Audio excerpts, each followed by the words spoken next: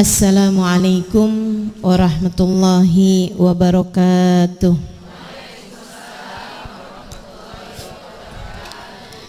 Alhamdulillah.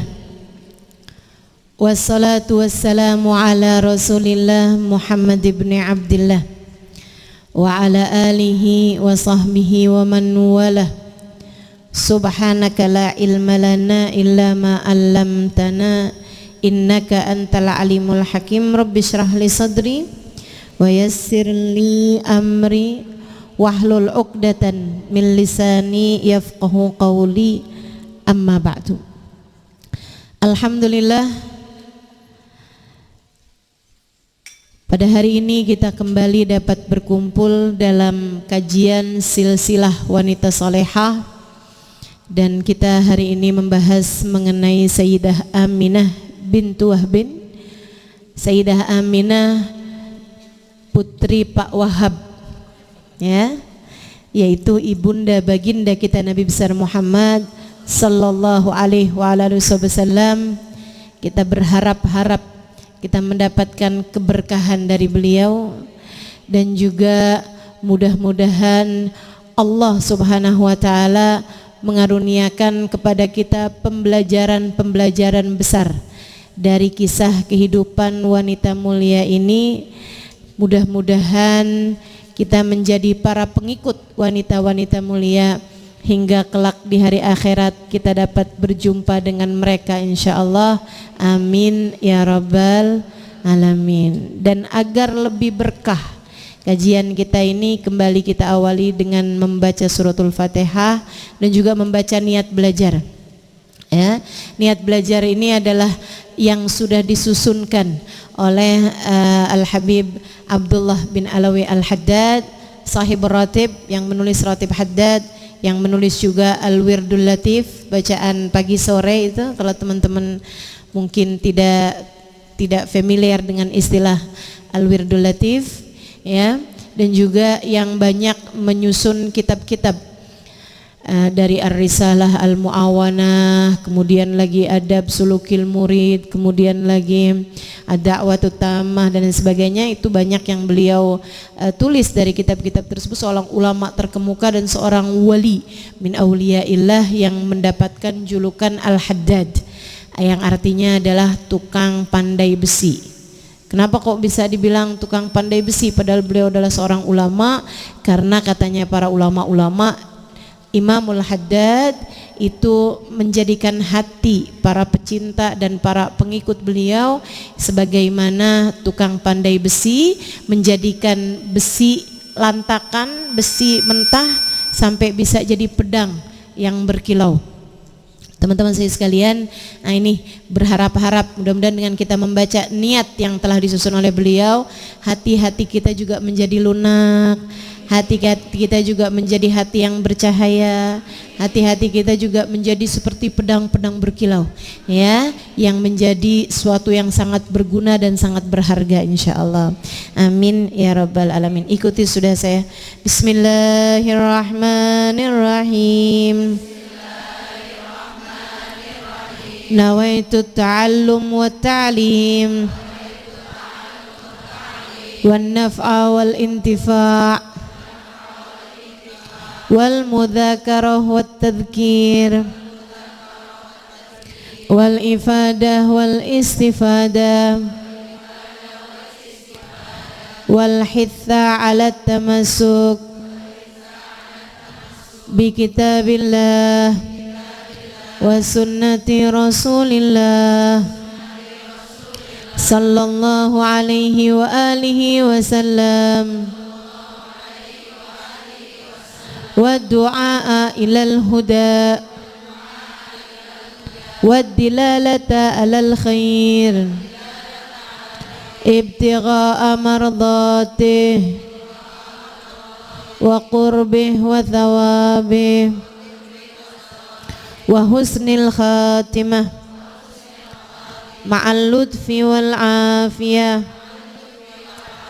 wa salahil akibah birahmatika ya arhamar rahimin ila hadratin Nabi Muhammad sallallahu alaihi wasallam wa alihi wa sahbihi wa azwajihi wa dzurriyyatihi wa ahli baitihi wa sallim wa jamil anbiya wal mursalin wa ulil kauni ajmain wa khususan sayyidina Muhammad Ahmad bin Isa Fakil Muqaddam Muhammad bin Ali Ba'dawi Sayyidina Habib Abdurrahman Asgaf Sayyidina Habib Abdullah bin Abu Bakar Al-Aidarus Fakhril Wujud Asy-Syaikh Bakar bin Salim wa usulim wa furim tumur sahib ratib Abdullah bin Al-Haddad wa Ahmad bin Zain Al-Habsyi wa Ali bin Al-Habsyi wa jami' sadatina ali Abi Alawi ajma'in khususan la ruhil Imam Al-Ghazali Muhammad bin Muhammad Al-Ghazali atus ila ruhi Sayyidina Syekh Abdul Qadir Al-Jailani wa usulim wa furim ila ruhi arbatil a'immatil mujtahidin wa muqallidin fid din ulama amilin fuqaha muhaddisin wal qurra wal mufassirin wa sadati sufiyatil muhaqqiqin ajma'in anallahu yaghfir lahum yarhamhum wa ya'li darajatin fil jannah wa yanfa'una barakatihim wa asrarihim wa anwarihim wa ulumihim wa nafahatihim fid din wa dunya wal akhirah. Al-Fatihah.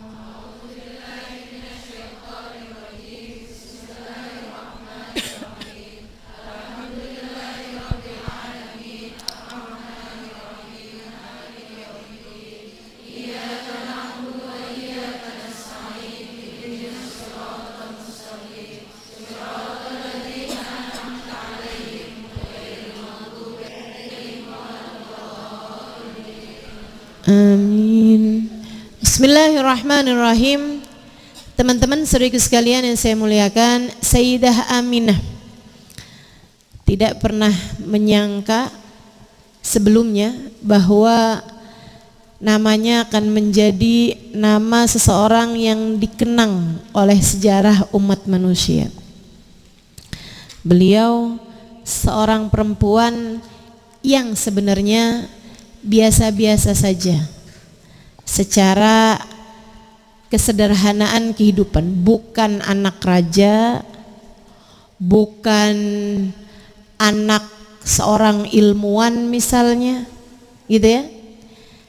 Betul bahwa beliau adalah seseorang yang bernasab mulia, betul, nasabnya mulia, mulia dalam artian semuanya orang yang beriman kepada Allah Subhanahu wa ta'ala. Ini ya, nasab Nabi Muhammad itu mulia dari sisi ayah dan bundanya. Teman-teman, dari sisi ayah dan bundanya. Ini juga mengajarkan kepada kita untuk, ini buat para emak-emak nih, nyariin mantu buat anak laki-lakimu jangan asal cakep, jangan asal pinter, apalagi jangan asal kaya. Jangan, liatin juga anak siapakah dia. Nasab ini juga salah satu dari hal yang penting juga buat kamu pikirkan, gitu ya. Anak siapanya itu bukan ngelihat dia orang kaya, maksudnya bapaknya kaya gitu, atau bapak ibunya pinter gitu, nggak asal gitu. Atau misalnya kayak pendidikan gitu, S1, S2 gitu ya, atau bahkan S3 bakwan 4. Kenyang ya. Ini bawaan pagi-pagi belum sarapan gini nih. Kebayang-bayang bakwan, bihun itu ya. Lontong, iya benar. Jadi teman-teman sekalian, bukan asal gitu-gitu. Yang disebut mulia itu bukan karena dia kaya atau dia pinter secara pendidikan ininya ya, intelektualnya gitu, istilahnya orang zaman sekarang kan gitu tuh, bukan begitu gitu, secara gelar akademis gitu enggak. Tapi maksud saya mulia adalah dengan sholat enggak, ibadah enggak gitu. Itu yang jadi patokan kemuliaan. Kalau mereka adalah keluarga orang-orang yang lurus ibadahnya, mereka menjalankan sholatnya, puasanya, itu yang saya sebut sebagai orang-orang mulia. Kami menyebutnya dengan orang-orang mulia adalah orang yang menjalankan ibadah dengan baik. Teman-teman saya sekalian, Sayyidah Aminah seperti itu. Bukan anak raja, bukan anak ilmuwan, bukan anak zaman tersebut sastrawan. Bukan, teman-teman. Zaman itu tuh orang dinilai kemuliaannya dari kemampuan sastra. Kenapa? Sebabnya Al-Quran itu dianggap sebagai mukjizat terbesarnya baginda Nabi Muhammad sallallahu alaihi wasallam, sebab Nabi diutus kepada orang-orang yang mendewakan kata-kata.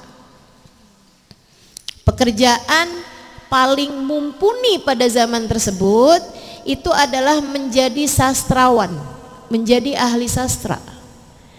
Orang pada zaman itu, teman-teman saudaraku sekalian, itu kalau ngelamar orang nggak dilihat dia bawa apa, mobilnya apa, gitu ya, bawa lamarannya, hartanya apa, atau punya tanah berapa luas, enggak. Bahkan yang dilihat dia bawa syair dari pujangga siapa.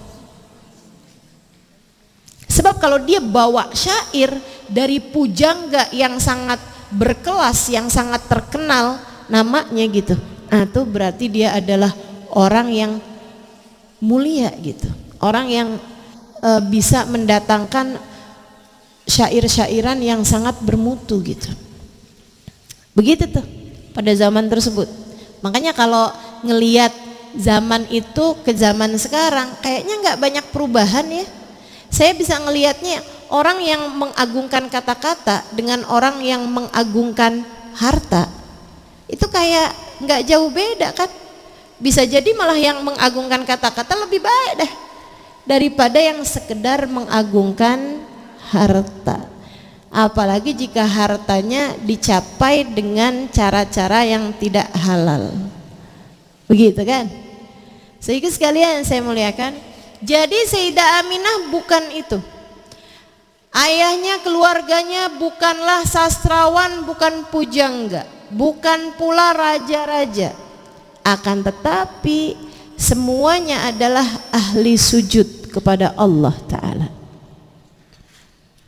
Ustazah, bukannya masa itu masa jahiliyah di mana nggak ada nabi-nabi yang diutuskan? Betul, teman-teman sekalian. Tidak ada yang nabi yang diutuskan pada masa tersebut, karenanya masa tersebut disebut sebagai masa fatrah. Penduduknya, penghuninya disebut sebagai ahli fatrah.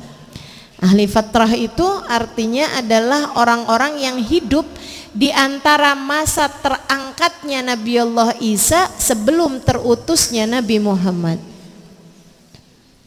Nggak ada nabi yang diutuskan. Akan tetapi bukan berarti tidak ada orang yang beriman. Gitu ya. Kenapa gitu?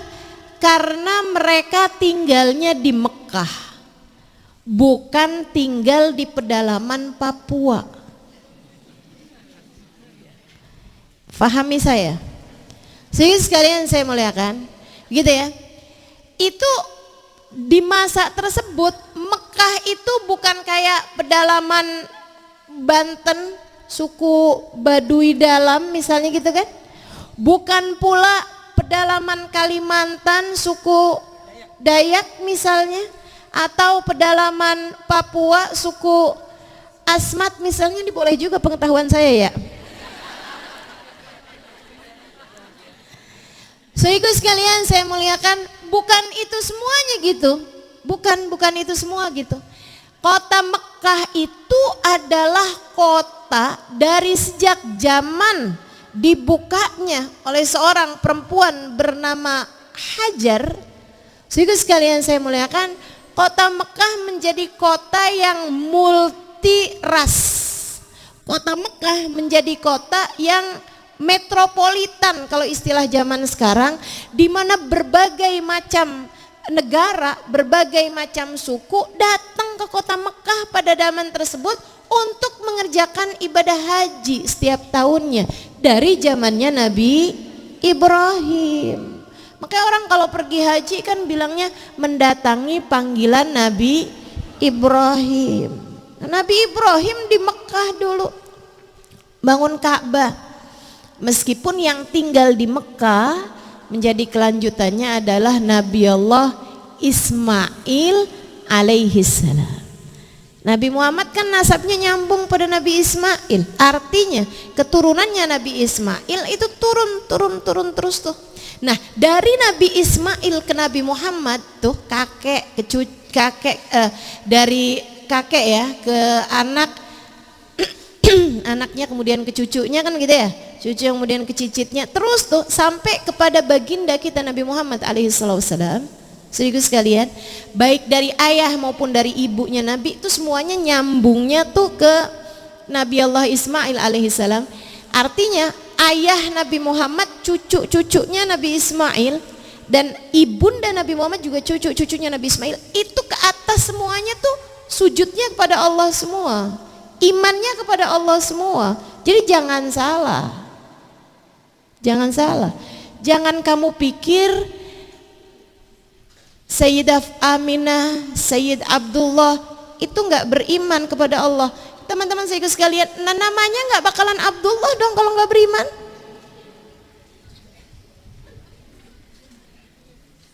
Saya cuma mau ngasih kamu gambaran, dan ini sangat penting, poin yang sangat penting sekali untuk membuatmu jangan sampai kemakan sama omongan orang. Dan saya nggak peduli mau dia ustadz, mau dia profesor, mau dia di belakangnya ada S,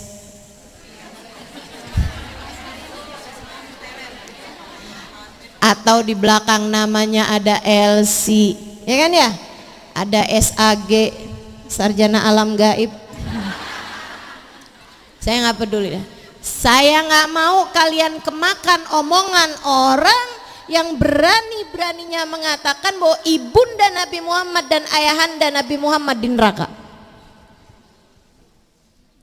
Dan itu banyak beredar di kalangan orang-orang yang gak ngerti fakta sejarah, yang gak paham sama kultur, sama budaya, sama peradaban bangsa Arab pada masa tersebut. Teman-teman saya sekalian,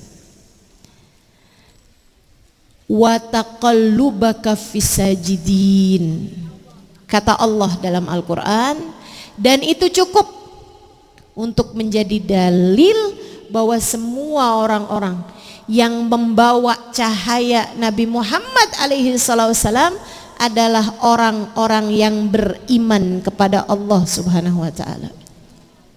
Wa taqallubaka fisajidin, dan kami membolak-balikan engkau, kata Allah dalam Al-Quran, wa taqallubaka fisajidin, dan kami membolak-balik kamu wahai Muhammad, cahayamu kami turunkan dari tulang sulbi ke rahim, rahim tulang sulbi, tulang sulbi rahim, rahim tulang sulbi, terus seterusnya fisajidin. Semua yang membawa cahayamu itu adalah sajidin, ahli-ahli sujud kepada Allah.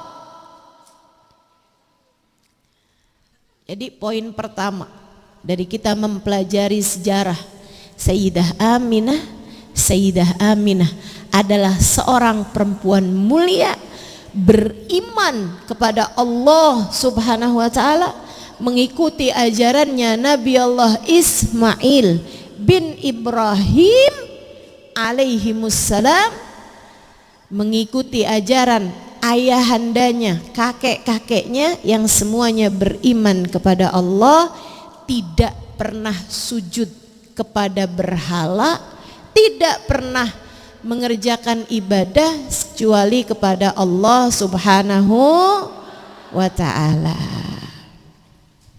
Jelas? Soalnya saya pernah dengar tuh yang berani-berani ngomong kayak begitu, aneh-aneh ini.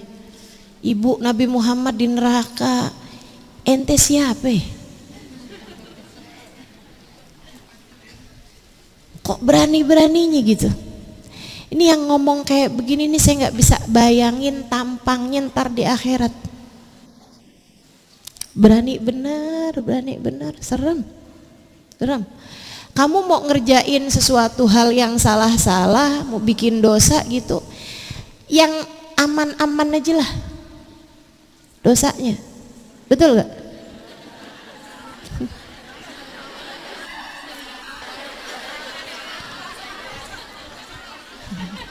Dosa mah nggak ada yang aman, Ustazah pinter. Tapi maksud saya gini nih, kalau kamu nih kan ngeliatin cowok ganteng gitu, ibarat kata, dosa apa nggak dosa? Tapi kan minta ampunnya gampang ya. Minta ampun sama Allahnya gampang ya enggak? Karena kita ngerjainnya itu bukan karena kurang ngajar gitu kan. Kita kan bisa bilang ya Allah bisa ganteng ya Allah, mensyukuri ciptaanmu ya Allah gitu kan. Masih bisa begitu gitu alasannya gitu. Tapi kalau berani-berani ngomong sesuatu yang nggak baik tentang ibunda Nabi, tentang ayahanda Nabi, ini tuh apa namanya kalau nggak kurang ajar gitu. Dosa-dosa yang kurang ajar gini nih yang nggak aman teman-teman, hati-hati. Dosa-dosa yang kurang ajar ini yang nggak aman gitu.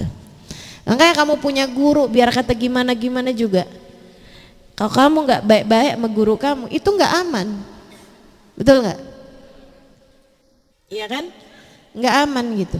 Mudah-mudahan Allah Subhanahu Wa Taala karuniakan kepada kita adab kepada hamba-hamba Allah yang mulia. Mudah-mudahan Allah Subhanahu Wa Taala karuniakan kepada kita kemampuan untuk selalu bisa husnudzon kepada semua hamba-hamba Allah Subhanahu Wa Taala, apalagi kepada hamba-hamba Allah Subhanahu Wa Taala yang dimuliakan Allah Subhanahu Wa Taala karena nisbat mereka, karena nasab mereka, karena keterkaitan mereka dengan baginda kita Nabi besar Muhammad sallallahu alaihi wa ala alihi wa sahbihi wasallam. Jadi sekalian, Sayyidah Aminah ini perempuan yang mulia. Satu, karena beliau beriman kepada Allah Subhanahu Wa Taala. Yang kedua, karena beliau perempuan yang pandai menjaga diri. Zaman itu tuh memang gak ada syariat agama teman-teman. Tapi dari dulu tanpa syariat agama sekalipun kita tahu kalau perempuan yang kerjaannya godain cowok itu bukanlah perempuan mulia. Betul gak?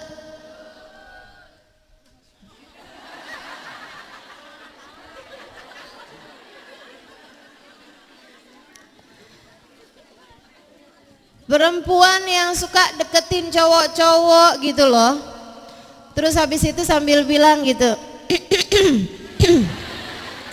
godain kita nape bang. Itu mau agama mana, budaya mana juga nggak pernah mulia teman-teman. Perempuan genit, perempuan cengengesan, perempuan apa itu namanya, perempuan ganjen, apalagi bahasanya, perempuan centil, perempuan nakal, bahasa apa dah itu nggak pernah mulia dari zaman dulu juga, nggak pernah mulia tuh.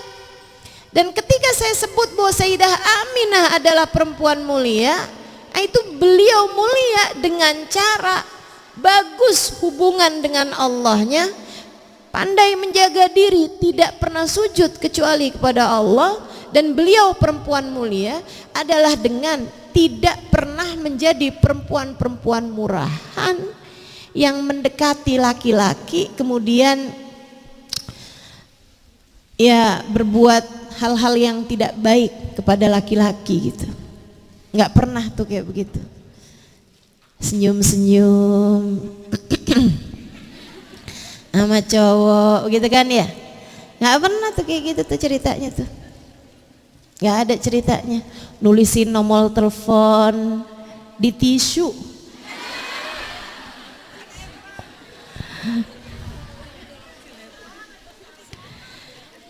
Nggak ada ya dek, dek,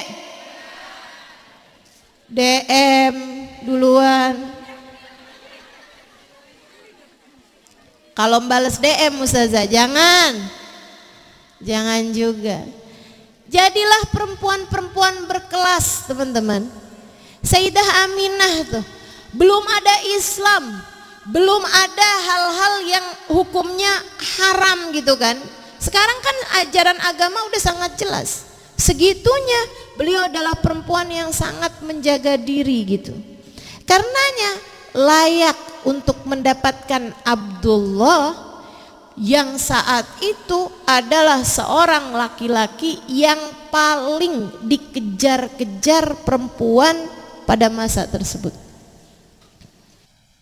Abdullah itu memang tidak pernah merasa aman menjadi cowok ganteng. Ya. Ini zaman dulu sampai zaman sekarang. Ini perempuan ini memang primitif banget ya. Ya Allah, itu bukan kemajuan tuh. Kalau perempuan kemudian kayak yang deketin laki-laki duluan, ini itu segala macam. Bukan kemajuan zaman teman-teman. Itu malah purba banget itu. Purba banget itu mah. Abdullah itu sekalian saya muliakan, dulunya ini ya sekilas dulunya itu adalah seorang anak yang terselamatkan dari penyembelihan. Makanya salah satu julukannya Nabi Muhammad Ibnu Dabihain. Julukannya Nabi Muhammad tuh salah satunya Ibnu Dabihain. Ibnu Dabihain adalah anak dari dua orang yang hampir disembelih nggak jadi. Dua anak sembelihan, anak dari dua orang sembelihan, gitu ya. Sembelihan pertama atau orang yang disembelih pertama adalah kita tahu Nabi Allah Ismail bin Ibrahim yang hampir disembelih oleh ayahnya sendiri, bahkan sudah disembelih oleh ayahnya sendiri dalam persangkaan ayahnya. Kayak udah disembelih gitu kan, udah sempat lihat darahnya, akan tetapi ternyata itu adalah darahnya domba gitu, yang digantikan oleh Allah Subhanahu wa taala ketika Allah memerintahkan Nabi Allah Ibrahim untuk menyembelih Nabi Allah Ismail. Kan gitu tuh ceritanya.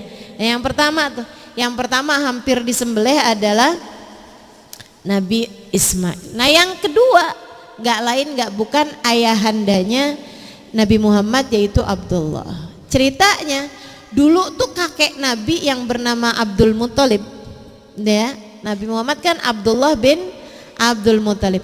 Abdul Muthalib itu teman-teman, subhanallah, tiap punya anak laki-laki umurnya nggak panjang, punya anak perempuan lama gitu. Maksudnya hidup gitu kan. Tapi tiap punya anak laki-laki tuh satu anak laki-laki ini gitu kan, umur berapa bulan meninggal gitu. Dapat lagi anak laki-laki lagi umur berapa hari meninggal, kayak gitu. Jadi umurnya tuh nggak pernah sampai ada yang lewat 2 tahun 3 tahun tuh nggak ada gitu. Akhirnya merebaklah rumor di kalangan masyarakat Arab bahwa Abdul Muthalib nih kayaknya emang beliau pemimpin bangsa Arab pada masa tersebut teman-teman, pemimpin kabilah suku Quraisy, pemimpin suku Quraisy yang memang paling banyak di sana tuh kan suku Quraisy tuh. Nah itu pimpinannya itu adalah Abdul Muthalib. Tapi tiap punya anak, tiap kayak begitu gitu kan, tiap meninggal kalau punya anak laki-laki, akhirnya beliau jadi tersebar rumor kalau beliau itu nggak akan punya anak laki-laki gitu. Dan di masyarakat Arab pada masa tersebut itu punya anak perempuan itu aib, sehingga banyak diantara mereka yang menguburkan anak-anak perempuan mereka hidup-hidup, kan begitu ya. Nah, jadi akhirnya Abdul Muthalib itu nggak punya anak laki, itu kan jadi kayak abtar gitu orang menyebutnya gitu ya, putus keturunan gitu. Kayaknya orang Malang banget gitu yang dianggap sebagai orang yang nggak punya keturunan laki-laki. Abdul Muthalib nggak bunuhin anak perempuan dia gitu ya. Dia mulia, dia beriman sama Allah Subhanahu wa taala, mengikuti ajaran kakek neneknya gitu kan. Jadi nggak nguburin anak perempuannya. Dia nggak nguburin. Makanya ada Sayyidah Sofia bibi Nabi Muhammad alaihi salam, gitu kan? Ada tuh beberapa bibi-bibinya Nabi Muhammad sallallahu alaihi wasallam. Nah ini teman-teman saya sekalian, tapi kan namanya malu banget kan, tiap punya anak laki-laki kok meninggal gitu, tiap punya anak laki-laki, naas banget nasib saya. Beliau kemudian bernazar. Nazarnya gini nih, kalau saya punya anak laki-laki 10 ya nggak langsung, dan dari beberapa istri juga ya, dari beberapa istri juga dibilang kalau saya sampai punya anak 10-10-10-nya sampai dewasa, salah satunya akan ada yang saya korbankan di Ka'bah, salah satunya akan ada yang saya sembelih untuk Tuhan di Ka'bah, gitu. Sedikit sekalian, kok nazarnya nadar sembelih kayak begitu sih Ustazah? Zaman dulu tuh itu bukan nggak masuk syariat tuh, nggak apa-apa tuh dalam syariat, gitu ya. Orang sekarang haram hukumnya kalau sampai kayak begitu. Kalau sampai anak saya ada 5, salah satunya kan saya racun gitu kan. Itu teman-teman saya sekalian haram hukumnya karena syariatnya memang tidak memperbolehkan, gitu kan. Nah zaman dulu tuh nggak ada syariat yang mengharamkan hal tersebut gitu. Makanya kan Qabil, Mahabil itu kan juga mengorbankan sesuatu kan gitu ya.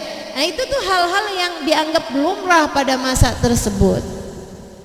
Ditambah lagi Abdul Muthalib nggak yakin punya anak 1 aja meninggal, 10 pula kan begitu. Subhanallahnya habisnya nadar kayak begitu, anaknya Abdul Muthalib itu laki-laki tuh, udah banyak bener tuh laki-laki. Pamannya Nabi itu kan banyak tuh. Jadi laki-laki tuh banyak, laki-laki lahir lagi laki-laki, istri yang no hamil lahir lagi laki-laki, yang no lagi hamil laki-laki lagi gitu. Ini sampai kelibet-libet nih lisan saya. Saking banyaknya tuh. Sehingga sekalian akhirnya kemudian beneran tuh punya anak laki-laki 10, dan 10-10-nya tuh sampai dengan usia remaja gitu, sampai dengan mereka itu ya dianggap panjang umur lah gitu, maksudnya nggak meninggal di usia balita gitu. Juga sekalian sampai akhirnya ketika anak-anak mulai belasan tahun nih, diantaranya Abdullah itu gitu ya. Nah ini teman-teman sedikit sekalian, Abdul Muthalib artinya harus menjalankan nadarnya.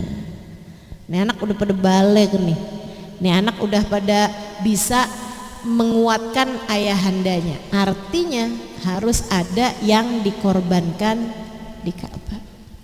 Nah subhanallah, dari semua anak-anaknya ini Abdul Muthalib memang paling sayang sama Abdullah, paling sayang dia sama Abdullah.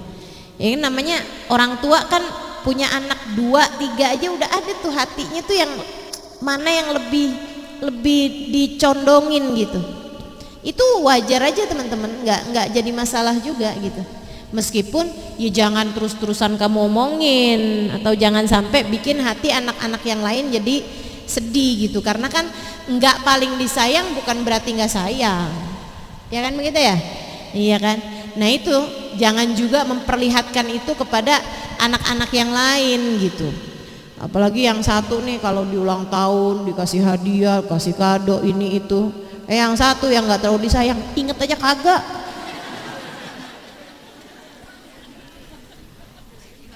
Mah, ini kan hari ulang tahun saya mah, katanya Ustadz tuh bid'ah. Ama yang disayang dirayain, dikadoin. Giliran ama yang nggak disayang dikata bid'ah. Ada tuh modelannya kayak begitu tuh. Astagfirullah. Teman-teman sekalian saya muliakan, ini ya. Jadi nih Abdul Muthalib nih paling sayang sama Abdullah.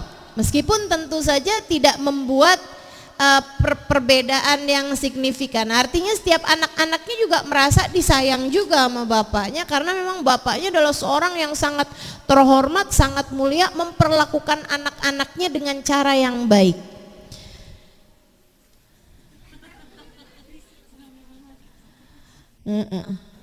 Ini yang mau ke kamar mandi aja dah. Nggak usah pengen ngobrol. Baik, teman-teman sekalian saya muliakan, kembali saya lanjutkan ya. Akhirnya nazar kan harus dilaksanakan. Nggak tahu nih siapa yang mesti disembelih. Jadi Abdul Muthalib dengan sedih hati mengumpulkan anak-anak laki-lakinya. Itu ya, saya rasa hari itu tuh anak perempuannya yang yes, aman.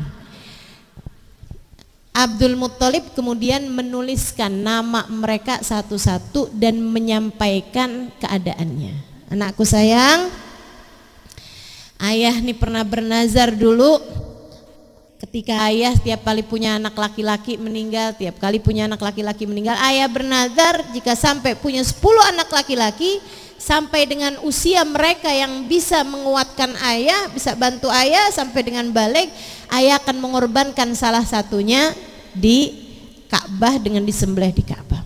Ayah nggak tahu mana satu yang diinginkan oleh Allah, mana satu di antara kalian yang diinginkan oleh Allah sebagai persembahan. Karenanya ayah minta kepada kalian semuanya, ayah akan menuliskan nama-nama kalian, bersiap-siaplah, ayah akan mengundinya di depan Ka'bah. Ya mau gimana lagi kan, anak-anaknya deg-degan setengah mati, tapi ya udah gitu. Maka semua sesudah dituliskan namanya nih, mereka kemudian datang ke depan Ka'bah dan itu disaksikan sama orang-orang tetua-tetua, tapi bukan tetua-tetuanya Quraisy ya, tapi kayak orang-orang yang dianggap sebagai kayak pemuka masyarakat atau apa gitu. Boleh tetap bikin saya konsentrasi ya.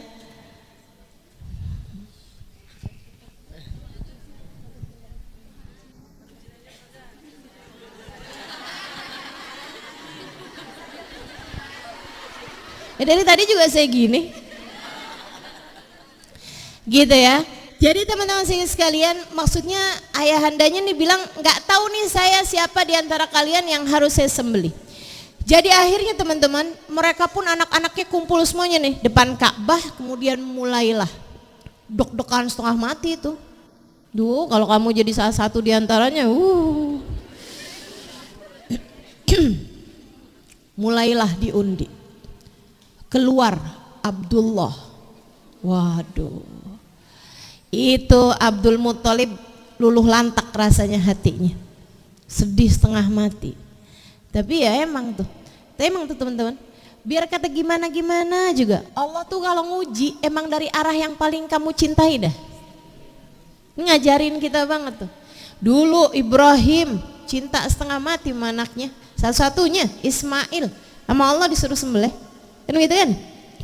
Ini sekarang juga gitu. Dari semua anaknya Abdul Muthalib yang paling dicinta Abdullah gitu kan. Hatinya emang ke Abdullah banget gitu. Yang keluar namanya Abdullah dong. 3 kali biar sah. Masukin lagi. Kocok keluar lagi Abdullah lagi. Udah ada tuh air mata gitu. Habis itu kocok lagi, keluar lagi Abdullah lagi. Wah, sedihnya luar biasa. Kenapa enggak Abu Lahab gitu kan? Abu Lahab paman Nabi juga ya. Udah tuh sedih banget. Tapi kan nazar harus dikerjain. Abdullahnya ya mau gimana lagi gitu kan? Ini saya jadi Ismail Atsani nih, Ismail kedua gitu kan. Siap-siap Abdullah. Iya, besok kamu akan kita korbankan di Ka'bah. Oh, Abdullah ya sedih, tapi mau gimana lagi. Abdul Muthalib lebih sedih lagi gitu kan. Sampai besoknya kumpul deh tuh. Pas lagi kayak begitu, Abdullah udah hampir tuh, Abdullahnya udah didandanin, udah disiapin, tempatnya udah disiapin, pedangnya udah ditajemin, udah semuanya tuh. Udah hampir banget tuh, nyaris banget. Teman-teman sekalian, Abdul Muthalib kemudian didatengin sama pemuka-pemuka Quraisy. Dia bilang, "Madza fa'alta ya Abdul Muttalib?" Abdul Muttalib, kamu mau ngapain nih? Kata Abdul Muttalib, "Iya nih, saya mau nyembelih anak saya nih, si Abdullah." "Kenapa kamu mesti sembelih?" "Soalnya saya udah terlanjur bernadar untuk menyembelih anak saya ini dan saya korbankan untuk Allah. Saya udah terlanjur nadar." Jangan Abdul Muttalib, jangan. Kita ini sekarang nih udah tambah banyak banget orang-orang tua yang nyembelih anak perempuan mereka. Khasyatal ar, karena takut untuk bawa aib, bawa celah. Lah sekarang kamu bikin tren baru menyembelih anak laki-laki. Karena secara Abdul Muttalib ini pemimpin Quraisy, pemimpin tuh diikutin. Apapun yang jadi dikerjain itu bisa jadi viral, diikutin sama orang. Termasuk mandi lumpur. Alhamdulillah sampai sekarang belum pernah saya lihat tuh. Alhamdulillah. Ampun. Mak nggak pada tahu kan? Alhamdulillah, bagus Bu. Saya cuma denger doang tapi nggak pernah nonton. Alhamdulillah. Kagak aja orang zaman sekarang. Teman-teman sekalian saya muliakan. Jadi itu apaan aja yang dikerjain sama Abdul Muttalib kan bisa jadi diikutin sama kaumnya. Abdul Muttalib, kalau yang cewek udah disembelih, sekarang kamu bikin adat baru nyembelih yang cowok, ntar kita kagak punya keturunan nih. Terabis nih turunan-turunan kita. Abdul Muttalib, saya juga berat, kata Abdul Muttalib.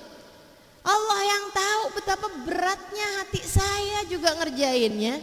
Ya udah kalau gitu jangan kamu sembelih. Ya kan kalian tahu sendiri, nadar kalau nggak dikerjain bisa turun gempa, bisa turun azab, bisa habis juga semuanya dari kita nih. Apalagi saya sebagai pemimpin Quraisy, kalau nggak kerjain nadar saya, bisa turun adabnya nggak cuman kepada saya dan keluarga, tapi kepada suku kita semuanya nih. Tunggu bentaran Abdul Muttalib, tunggu bentaran. Kami pernah dengar ada seorang perempuan ahli kitab, gak punya tangan, gak punya kaki, di sebuah daerah tuh ya, yang berhari-hari juga perginya gitu. Di sebelah sana nih kasih tahu nih alamatnya.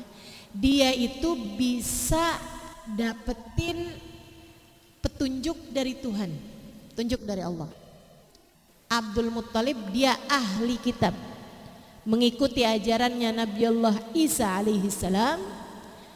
Pergilah ke sana wahai Abdul Muttalib, mintalah petunjuk kepadanya.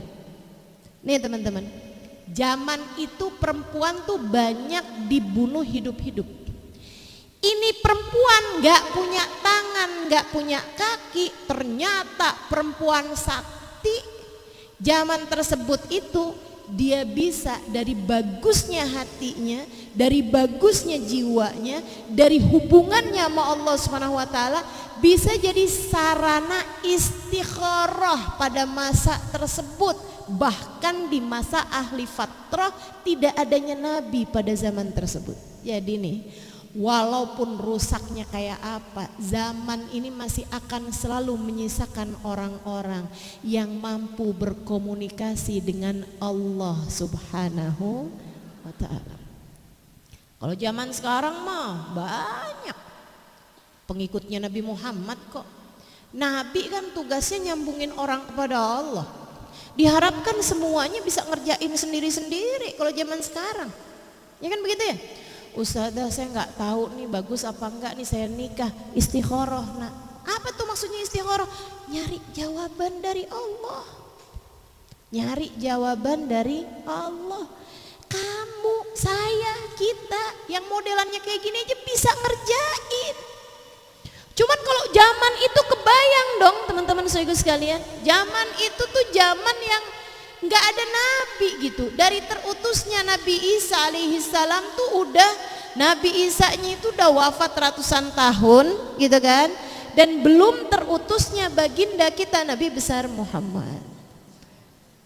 Zaman segitu aja ada tuh perempuan yang bisa berkomunikasi sama Allah, bisa nanya jawaban sama Allah. Cakep banget kan? Dan itu bukan laki-laki loh, perempuan. Zaman jahiliyah ada perempuan yang bisa berkomunikasi sama Allah. Zaman kayak begini nih, udah kayak begini, dan kamu nggak juga menyambung komunikasimu sama Allah, ya kan aneh. Jadilah perempuan mulia di zaman kapanpun kamu berada.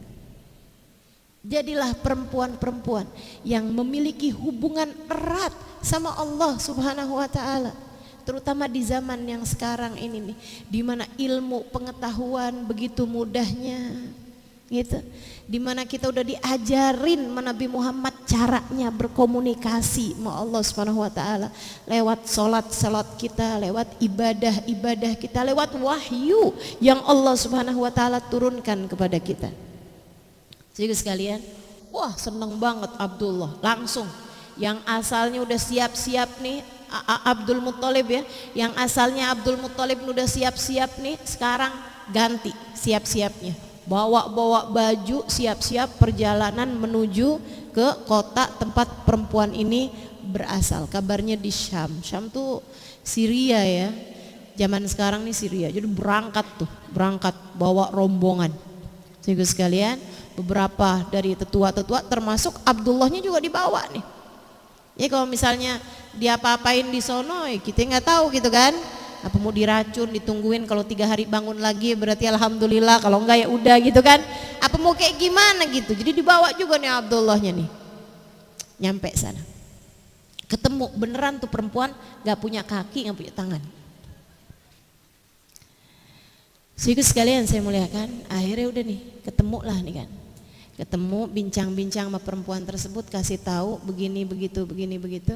Kata perempuannya, baiklah Abdul Muthalib, datanglah lagi esok hari, malam hari ini saya akan minta petunjuk kepada Allah. Udah tuh, Abdul Muthalib nginep di situ ya. Mungkin kayak bangun-bangun tenda ini apa segala macam zaman itu teman-teman. Saya rasa belum ada tuh Haris Hotel. Belum ada tuh kan. Apalagi Sheraton segala macam tuh belum ada gitu. Walaupun Abdul Muthalib orang kaya raya pada masa tersebut ya. Saya rasa bangun tenda lah gitu. Nah besokannya datang lagi. Dia udah bisa ngasih jawabannya. Abdul Muthalib, buatlah 2 nama, undilah. 1 Abdullah, 1 Ibil. Apa Ibil? Unta. Kamu kocok, kalau keluarnya Abdullah gantikan dengan 10 ekor unta yang kamu sembelih di Ka'bah. Kocok lagi. Kalau keluar Abdullah lagi, gantikan dengan 10 ekor unta berikutnya. Kocok lagi. Kalau keluarnya Abdullah lagi, gantikan dengan 10 unta, gantikan terus dengan 10 ekor unta sampai keluar Ibil. Kalau udah keluar Ibil, qad radiya rabbukum, qad radiya rabbuna, Allah Tuhan kita sudah ridho kepada penggantinya Abdullah. Solusi dong. Alhamdulillah.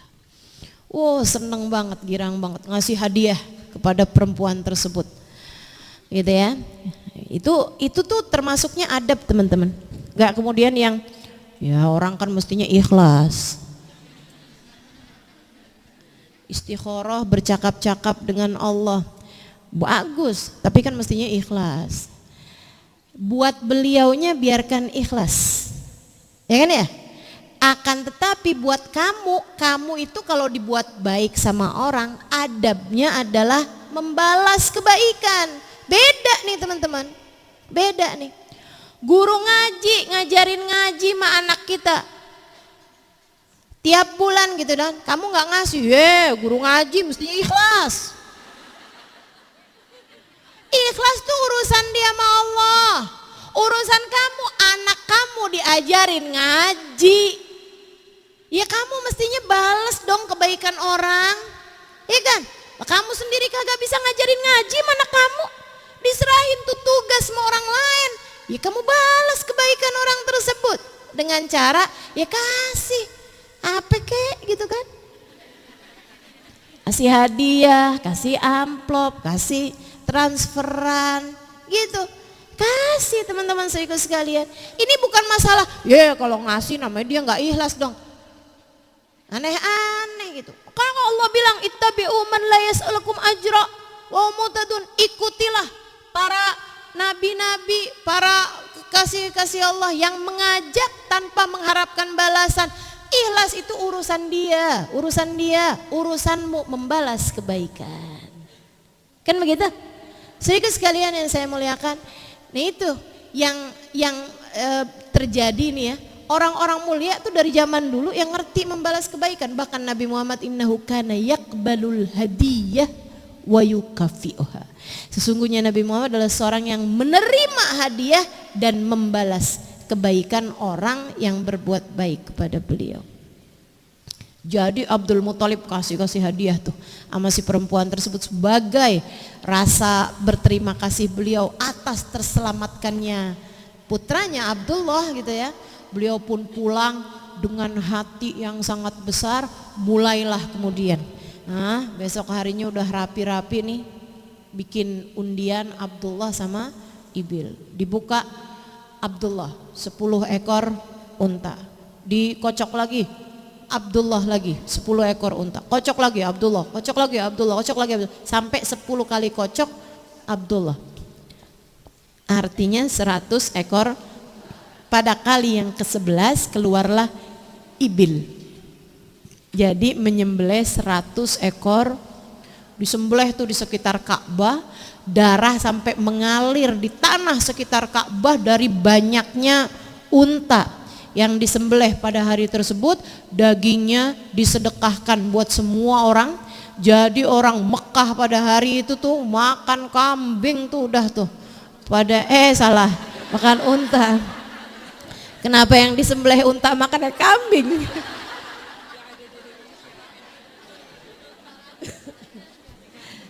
Karena begitu urusan makan yang kebayang sama saya kambing gitu ya. Kebayang Idul Adha saya.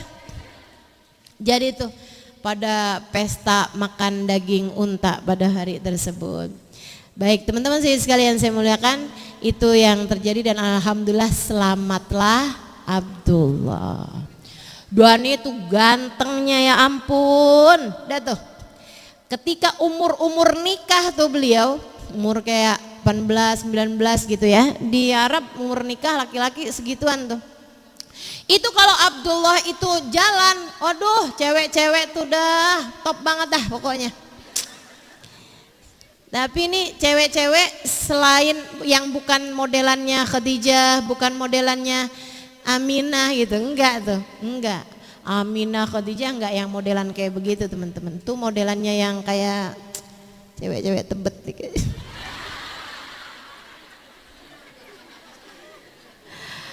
Aduh, enggak ya, mudah-mudahan kita nih ya jadi perempuan-perempuan mulia lah. Saudara sekalian, jadi Abdullah tuh kayak begitu tuh, disenengin banget orang. Sampai ada satu orang perempuan di kota Mekah, itu tiap Abdullah lewat gitu ya, dia tuh sukanya yang kayak gitu tuh. Ada tuh di pinggiran kota Mekah dia nggak di dalam kota Mekah banget. Ada dia tahu jadwalnya Abdullah kalau bawa barang dagangan, kalau lewat di situ kapan tuh dia udah tahu tuh. Tiap lewat itu teman-teman sekalian digodainnya Abdullah. Sampai satu waktu nggak cuman digodain dong sama dia, ditarik tangannya. Ditarik tangannya, dia kemudian bawa masuk, sini dong Abdullah gitu kan, ditarik sama dia gitu. Terus akhirnya dibawa masuk ke dalam rumah, begitu dibawa masuk dikunci-kunciin pintunya. Habis itu kuncinya ditelan. Enggak.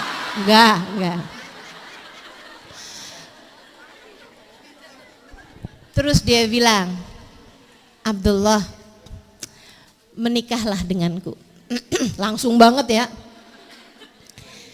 Menikahlah denganku Abdullah. Saya sangat mencintaimu.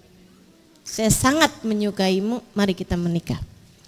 Dan itu kalau kamu bayangin ceweknya itu yang kayak tante-tante gimana gitu. Enggak teman-teman, itu ceweknya cantik dan cewek yang rumahnya bagus, maksudnya kaya gitu loh.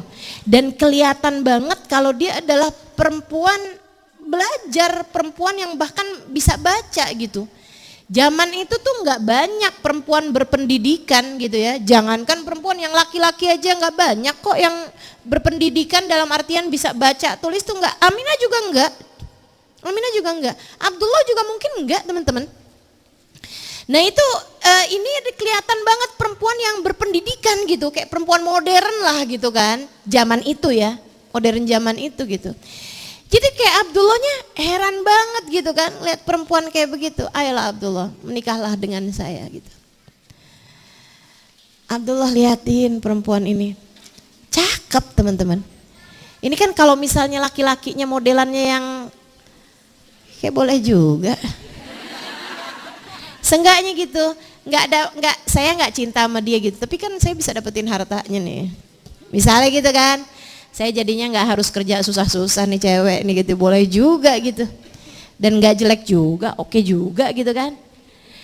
Nggak gitu teman-teman. Abdullah tuh memanglah ayah Nabi Muhammad SAW. Ketika dia dalam posisi seperti itu, beliau kemudian dengan tegasnya berkata, Ammal haramu fal mamatu dunah. Amal halal fala hilla li astabina. Ini ucapan terkenal banget nih di kalangan masyarakat Arab. Ini ucapan ayahandanya Nabi Muhammad. Kita tahu nih bahwa memang Allah tuh memang nggak keliru gitu. Nggak keliru, orang mulia lahir dari ayah mulia, dari ibu mulia gitu. Orang paling mulia lahir dari ayah paling mulia, dari ibu paling mulia. Makanya anakmu ya kagak jauh-jauh dari kamu dah. Kurang lebih dah gitu, ya kan? Maka kalau kepengen anak-anak kamu jadi anak-anak mulia, cucu-cucu kamu jadi cucu-cucu mulia, jadi ahli ibadah pada Allah Subhanahu wa taala, belajarlah untuk menaikkan tingkat kemuliaanmu di hadapan Allah. Jadilah perempuan solehah, jadilah perempuan ahli ibadah. Jangan jadi perempuan yang kerjaannya hari-hari cuman ngeliatin kabar dari artis-artis doang. Jangan jadi perempuan yang kerjaannya sampai datang-datang tuh ke persidangan. Mau tahu akhirnya gimana kasusnya polisi tembak polisi. Tetangga bukan, keluarga bukan. Cuman gak mau ketinggalan berita doang loh, sampai mau-maunya noh ngantri-ngantri di persidangan. Apa kabar ente? Urusan anak udah beres? Hah? Urusan suami beres? Urusan rumah tangga beres? Pengajian gimana pengajian? Beres? Juz amamu udah hafal? Malaikat raqib ma'atid, maka kalau sholat kamu udah hafal surat apaan yang kamu mau baca? Baru ghairul maghdubi alaihim gitu. Malaikat raqib, malaikat atid bilang sama malaikat raqib, kulhu tid. Kulhu.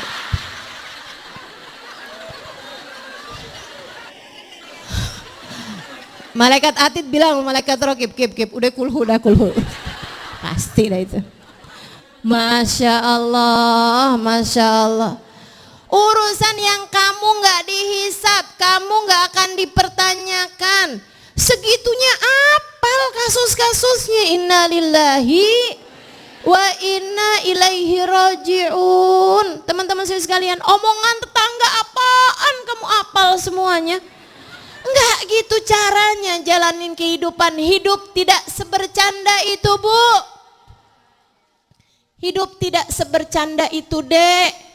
Sampai apal lagu-lagu Korea. Sampai apal nama semua opa-opa Korea. Sampai tuh isi galeri fotonya semuanya. Orang-orang yang bahkan gak ngerti sujud sama Allah barang serokaat sekalipun, Kamu pikir kamu gak akan ditanya?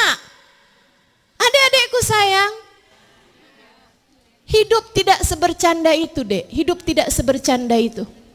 Kamu kepengen nantinya membina rumah tangga dengan seorang laki-laki soleh, anak-anakmu pada soleh-soleh. Kenali Nabi Muhammad, kenali sejarah orang-orang mulia, kenali sejarah para wali-walinya Allah Subhanahu wa Ta'ala, kenali sejarah para hamba-hamba tercinta di sisi Allah Subhanahu wa Ta'ala. Nggak malu apa isi galerinya orang-orang kayak begituan semua? Gimana kalau nabimu sampai tanya, seberapa saya di hatimu wahai umatku? Siapa yang selama ini ada dalam hatimu wahai umatku? Nggak malu kalau kamu lebih sering membayangkan opa-opa Korea daripada bagindamu Nabi Muhammad. Ini saya lagi serius nih, jangan ketawa. Saudariku sekalian yang saya muliakan, orang-orang mulia hanya akan lahir dari orang-orang mulia. Lihatlah bagaimana Abdullah diajakin sama perempuan cantik, kaya, pinter. Segitunya beliau menjawab, amal haramu fal mamatuduna. Kalau kamu mengajak saya kepada perbuatan haram zina, lebih baik saya mati daripada melakukannya. Langkahi dulu mayatku. Tuh orang mulia kayak begitu. Jangan baru dilirik doang udah ikut. Jangan baru diajakin, ditanyain, udah makan. Gitu doang. Udah mau mengorbankan bahkan yang paling berharga yang kamu punya. Adekku sayang, gak gitu caranya jalanin kehidupan. Gak gitu caranya jalanin kehidupan. Ibu-ibu juga nih, udah pada punya suami loh. Kerjaannya nonton drama Korea sampai yang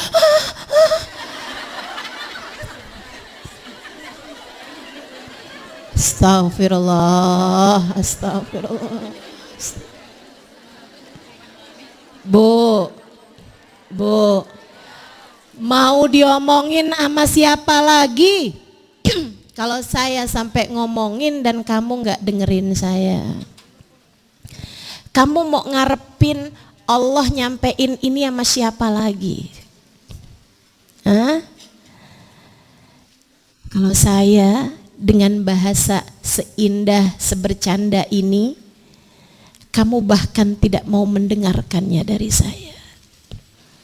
Yuk, belajar hidup yang benar. Atau jangan sampai juga, baik yang belum menikah atau yang sudah menikah, ada yang tidak halal kamu bayangkan dalam pikiranmu. Jangan teman-teman, jangan. Yang belum menikah jangan, yang sudah menikah apalagi. Ada suamimu loh di samping kamu, pikiranmu malah membayangkan laki-laki lain. Kedurhakaan macam apa itu? Kekurang ajaran macam apa itu?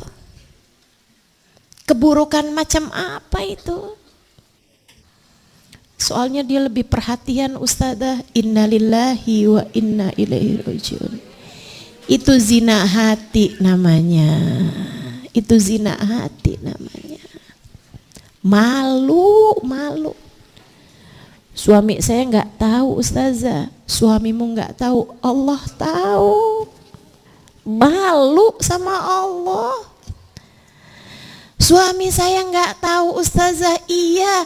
Nabi Muhammad tahu. Malu kamu ngaku cinta menabi, kamu solawatan menabi, kamu kiam dengan nangis-nangis menabi. Malu kamu kalau kemudian Nabi Muhammad tahu. Jangan kamu pikir Nabi nggak tahu. Wa qul i'malu kata Allah, wa sayarallahu amalakum wa rasuluh. Berbuatlah kalian, Allah tahu perbuatan kalian, Nabi Muhammad tahu perbuatan kalian. Saudaraku sekalian yang saya muliakan, jadilah orang-orang berkelas. Orang tua Nabi Muhammad, Sayyid Abdullah, Sayyidah Aminah begitu berkelas. Amal haramu fal mamatu duna. Kamu ajak saya kepada perkara yang haram, langkahi dulu mayat saya. Lebih baik saya mati daripada saya harus melakukannya. Amal halal fala hilla li astabina. Kalau kamu ngajakin saya kepada yang halal, kamu ngajakin saya buat nikah, fala hilla li astabina, bukan wanita sepertimu yang akan saya pilih untuk mendampingi hidup saya. Keren. Tuh Dek, udah dikasih tahu jawabannya. Kalau ada cowok-cowok deketin kamu, banyak banget loh cowok-cowok deketin kamu tuh nggak ngarepin cinta dari kamu, rumah tangga, terbingkai dalam rumah tangga, enggak gitu.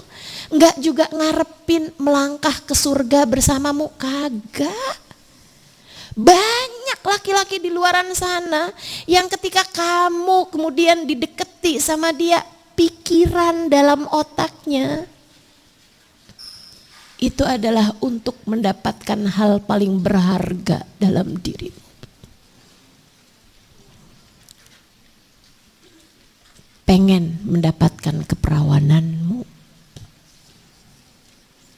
pengen sesuatu hal yang buruk darimu.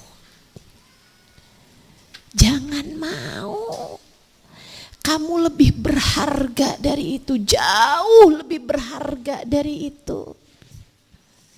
Anakku sayang, adekku sayang, jangan pernah berpikir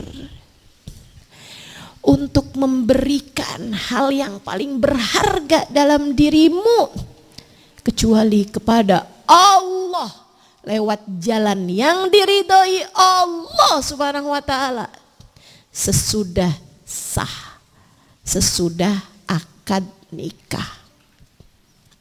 Baru halal, baru punya pahala sedekah, kata Nabi Muhammad SAW. Tiap kamu berhubungan intim, kamu punya pahala sedekah. Tuh yang kayak gituan kamu kejar. Jangan kemudian melaki-laki yang kayak begituan modelannya tuh. Tapi dia bisa ngasih hadiah, saya Ustazah bulan ini iPhone, bulan depan tas branded. Itu murah. Bahkan kalau kamu dikasih hadiah bulan ini apartemen, bulan depan mobil mewah, murah teman-teman sekalian. Selagi masih ada nolnya tuh murah. Selagi masih ada angkanya itu murah. Kenapa? Sebab kamu, hargamu yang tidak bisa dibayar dengan uang. Apa hargamu? Surga. Hargamu surga. Kata Sayyidil Habib Umar, la tarba dunal jannah bithaman. Jangan pernah ridho apa yang kamu lakukan dibayar dengan yang di bawah surga. Harga saya adalah surga. Saudaraku sekalian yang saya muliakan, ada nih orang minta jadwal sama saya. Gitu kan ya? Ustazah kami punya majelis begini begitu segala macam. Saya bilang saya sudah punya majelis yang lain. Ustazah di sana dibayar berapa sih? Kami akan transfer lebih banyak daripada apa yang dia bisa berikan. Saya langsung tinggal. Saya nggak ngerti mesti jawabnya kayak gimana. Kalau boleh saya jawab, saya akan bilang la arda dunal jannah bithaman. Jangan pernah ngira saya melakukan semua ini hanya berharap sekedar transferan. Saya tidak pernah ridho apa yang saya lakukan dihargai di bawah surga. Setuju? Kita nggak mau nih yang kita kerjain ini dibayar di bawah surga. Termasuk senyumanmu, Bu. Yang senyum sama suami hanya kalau abis ditransferin. Mana dia orangnya nih? Senyum kamu semurah itu ya. Jangan dong tersenyum bahkan saat hati terluka. Tuh dia orangnya. Senyum kamu mahal. Senyum kamu bernilai surga. Kan begitu ya? Yang senyum walaupun lagi capek, suaminya datang senyum. Suaminya habis bilang maaf ya, saya nggak bisa transferin hari ini, tetap senyum. Kok kamu tetap senyum? Karena harga senyum saya adalah cakep. Emang nggak salah dah ngaji sama saya, nggak salah. Ngerti cara berpikir ya nggak? Ngerti nilai diri nih, cakep. Teman-teman saya sekalian, putus asa dong tuh cewek dengernya. Ya udahlah, mau gimana lagi? Dia kemudian keluarin kuncinya, dia bukain pintunya. Udah tuh. Abdullah ngerasa nih kayaknya nggak aman banget ya di cowok ganteng, ya udah dah. Kawin aja dah, kawin. Rundingan diskusi gini gitu sama keluarganya, terutamanya sama ayahandanya Abdul Muttalib. Kemudian ayahandanya bilang, iya dah, kalau ayah setujunya sama siapa? Bentar ya ayah pikirin ya. Kayaknya sama anaknya Pak Wahab gimana?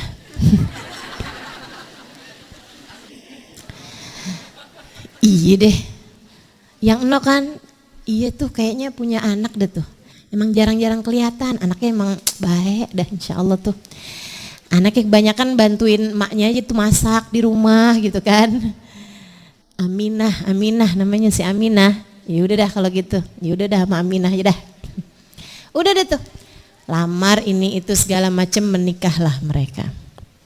Abis menikah, Abdullah tuh ada tuh sempet pernah jalan di jalanan yang tadi tuh, yang ketemu cewek yang tadi. Si cewek itu juga ada depan rumah, tapi dia ngelihat Abdullah biasa aja gitu habis itu. Abdullah penasaran, wah takutnya nyakitin hati juga, nggak mau juga. Akhirnya dia udah jalan, udah lewat, balik lagi. Terus disamperin perempuan itu. Dibilang maafkan saya, kalau apa yang saya lakukan hari itu menyakiti perasaanmu. Si perempuan itu bilang, nggak usah baper gitulah Abdullah. Kurang lebih ya, ini bahasa kurang lebih kan. Tapi Bu nyamperin lagi ada omongan-omongan gitu, iya teman-teman. Tapi ini kan saya harus modifikasi lah gitu. Gitu ya. Terus perempuan itu ngomong kayak begini nih. Kamu sebenarnya udah salah sangka loh sama saya Abdullah. Kamu udah salah sangka sama saya. Kamu tahu nggak Abdullah? Saya tuh emang pengen sama kamu. Pengen jadi istri kamu. Pengen jadi istri kamu. Tapi sebenarnya juga saya kepengen jadi istri kamu bukan karena kamu sih. Saya nggak ngarepin kamu. Tapi saya ini adalah perempuan yang bisa membaca kitab-kitab terdahulu. Dan dari keterangan kitab-kitab terdahulu saya tahu Yusyak an yub'ats nabi akhir zaman. Nah kalau ini benar-benar nih relax, sesuai dengan teks ya. Sesuai dengan teks. Yusyak an yub'ats nabi akhir zaman. Di masa sekarang ini sudah nyaris, sudah hampir terutusnya nabi akhir zaman. Dan saya pun membaca ciri-ciri yang akan menjadi ayahnya. Dan saya melihat pada dirimu Abdullah ada cahaya kenabian di wajahmu itu. Kamu akan menjadi calon ayah dari Nabi akhir zaman. Aku berharap-harap andai aku yang menjadi ibunya. Makanya godain setiap kali Abdullah jalan. Tapi ini kok cara godain, cara halus, cara lembut nggak mempan. Kali-kali deh Abdullah demennya yang agak-agak kasar. Makanya kemudian berani tuh bawa Abdullah masuk ke dalam rumah, kemudian ngajakin kawin. Yang diajakin juga kawin, bukan zina sebenarnya. Tapi mendengar jawabanmu hari itu Abdullah, taulah bahwa bukan sayalah perempuan yang dipilih oleh Allah. Sekarang Abdullah, meskipun kamu tidak memberitahu saya, apalagi mengundang saya tahu bahwa kamu sudah menikah. Sebab cahaya yang dulu saya dapati di wajahmu itu sekarang sudah tidak ada lagi. Saya tahu cahaya itu telah berpindah ke rahim istrimu yang sekarang pastilah ia sudah hamil. Abdullah tuh menikah bulan Rajab. Nah, bener banget dah kita ceritanya sekarang. Anniversary.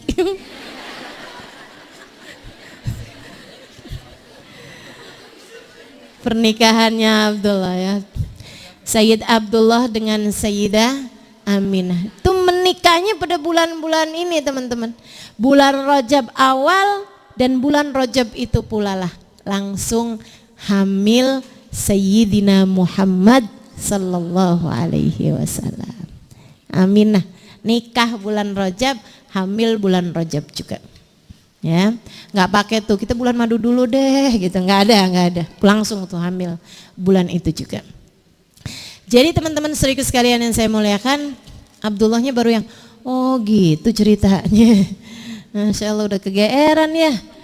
Dikirain ganteng karena dirinya sendiri gitu. Ternyata gantengnya karena cahaya Nabi Muhammad sallallahu alaihi wasallam. Dah tuh hamil Aminah.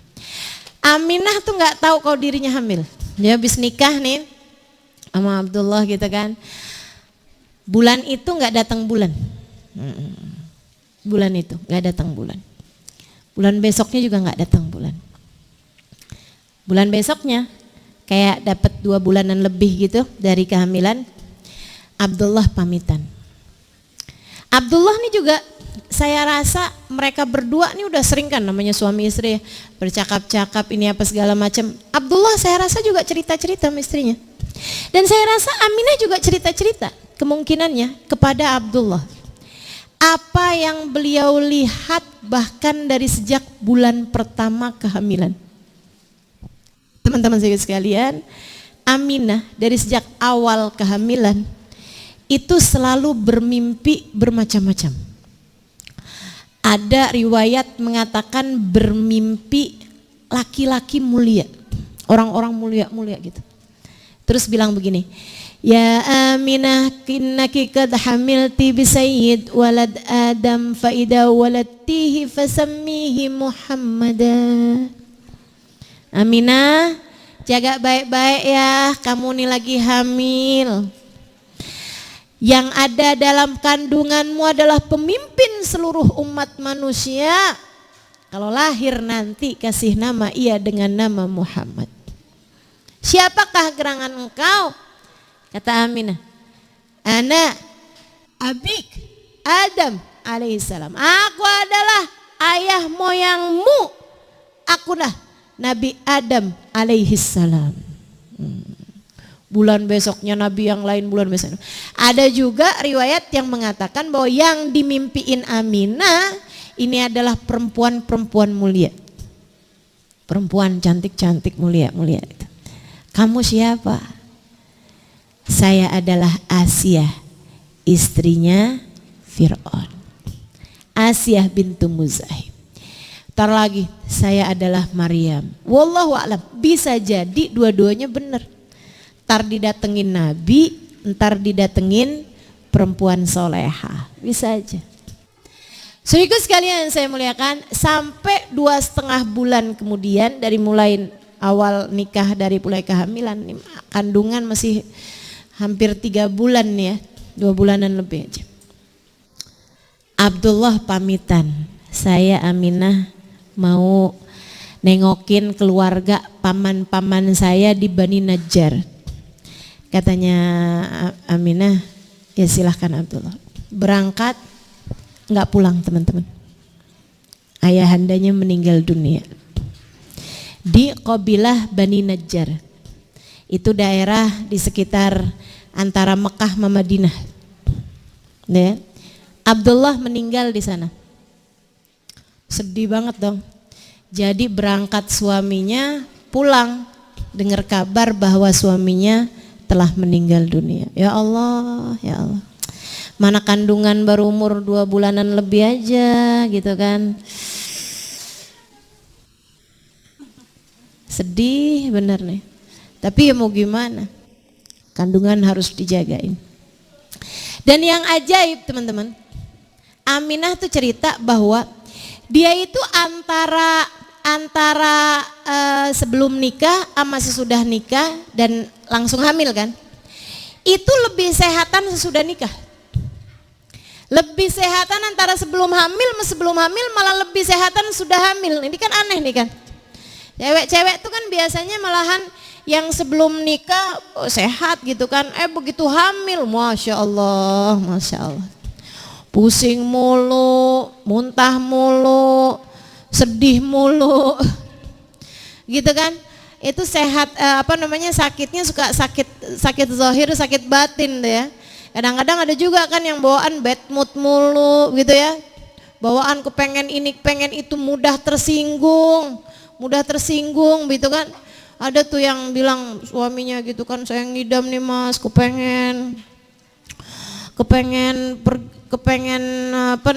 bakmi gitu kan. Ntar ada lagi yang kepengen rujak, ada lagi yang kepengen pergi pengajian sudah 5 gitu. Ngidamnya bagus ya. Ada juga gitu kan yang kepengen bakmi tapi makannya di Kuala Lumpur. Ya bener, itu mah pengen jalan-jalan ya enggak? Macam-macam. Jadi teman-teman sekalian saya muliakan, Aminah malah justru sebaliknya tuh. Abisnya hamil malah justru sehat. Yang asalnya sakit-sakit perut biasa tuh malah sepanjang hamil nggak pernah ngerti sakit perut. Nabi Muhammad tuh teman-teman, dalam kandungannya nggak ngerti nyakitin emaknya. Masya Allah, Masya Allah. Ya Allah, mudah-mudahan ya anak-anak kita mudah-mudahan nggak nyakitin dalam kandungan, nggak juga bikin sakit sesudah lahir, Insya Allah. Amin. Terutamanya bikin sakit hati, mudah-mudahan nggak dah. Insya Allah ya, selalu bisa nyenengin hati, Insya Allah. Amin. Sampai kemudian masa melahirkan. Itu tuh dari mulai masa-masa mau melahirkan tuh ada bidan yang selalu dijadikan sebagai iniannya Aminah gitu. Bukan karena sakit-sakit tapi karena ngebantuin proses melahirkan. Secara Aminah ini sendiri adalah perempuan yang udah nggak ada ibunya gitu kan, dan beliau sendiri nggak ada suaminya gitu. Jadi ya kan perlu banget tuh ada yang dampingin saat nanti melahirkan anaknya tersebut gitu. Namanya Syafa. Ya udah rundingan tuh, Syafa ntar gimana sih kalau ngelahirin, yaudah nanti kamu saya bantuin dah, nanti tuh kalau melahirkan begini begitu, nanti kalau pas kamu udah sakit perut tuh dia tuh masalahnya Pak, saya tuh kagak pernah sakit perut. Emang iya? Pernah sakit perut dah, abisannya ada si anak nih kayak gak pernah sakit perut gitu. Gimana tuh kalau kayak begitu? Ya udah deh pokoknya nanti kalau udah gede nih kandungannya tuh nanti kamu saya jagain dah gitu. Nah hari-hari itu tuh, malam itu tuh Aminah tidak menyadari bahwa ada pesta langit yang sudah terjadi, yang sedang terjadi. Dari mulai awal waktu maghrib itu teman-teman yang diceritakan dalam kitab-kitab maulid ya.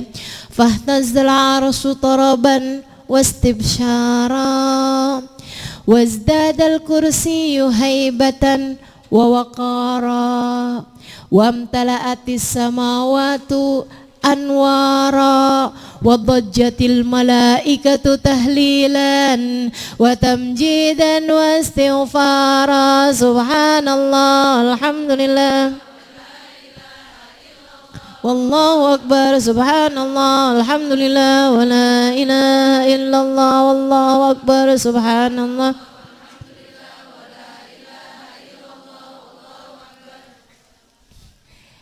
Itu diceritakan fahtazzal arsyu daraban wastibsyara. Dari waktu maghrib, awal waktu maghrib, waktu Mekah, itu arsy Allah Subhanahu wa taala berguncang dengan penuh rasa sukacita, kayak lagi senang banget gitu.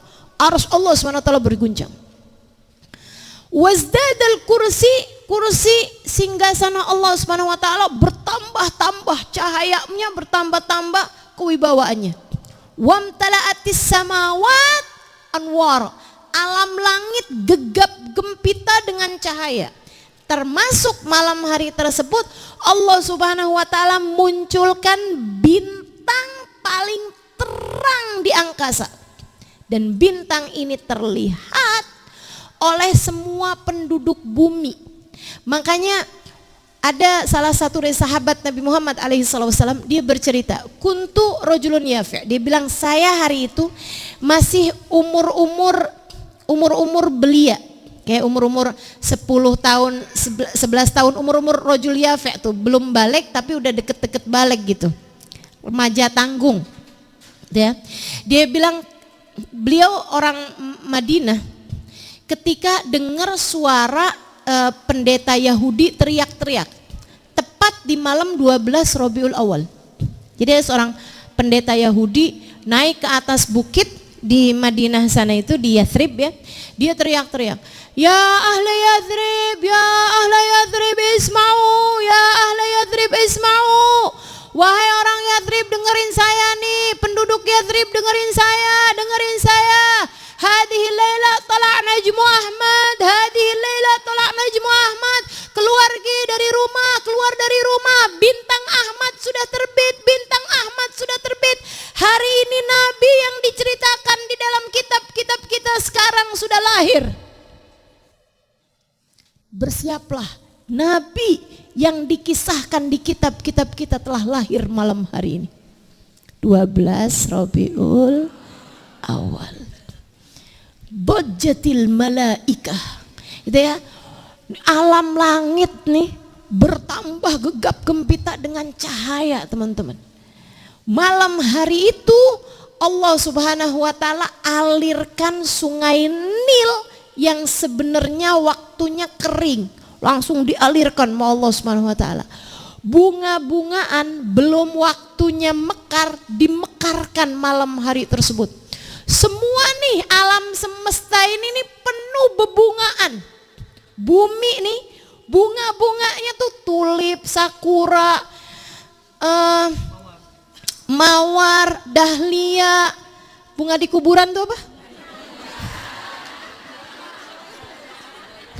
Kamboja. Tuh semuanya tuh pada terbit, pada mekar semuanya tuh, teman-teman. Pada mekar semuanya, sudah malam tuh, wah semuanya tuh mekar semua tuh. Malam 12 Rabiul Awal.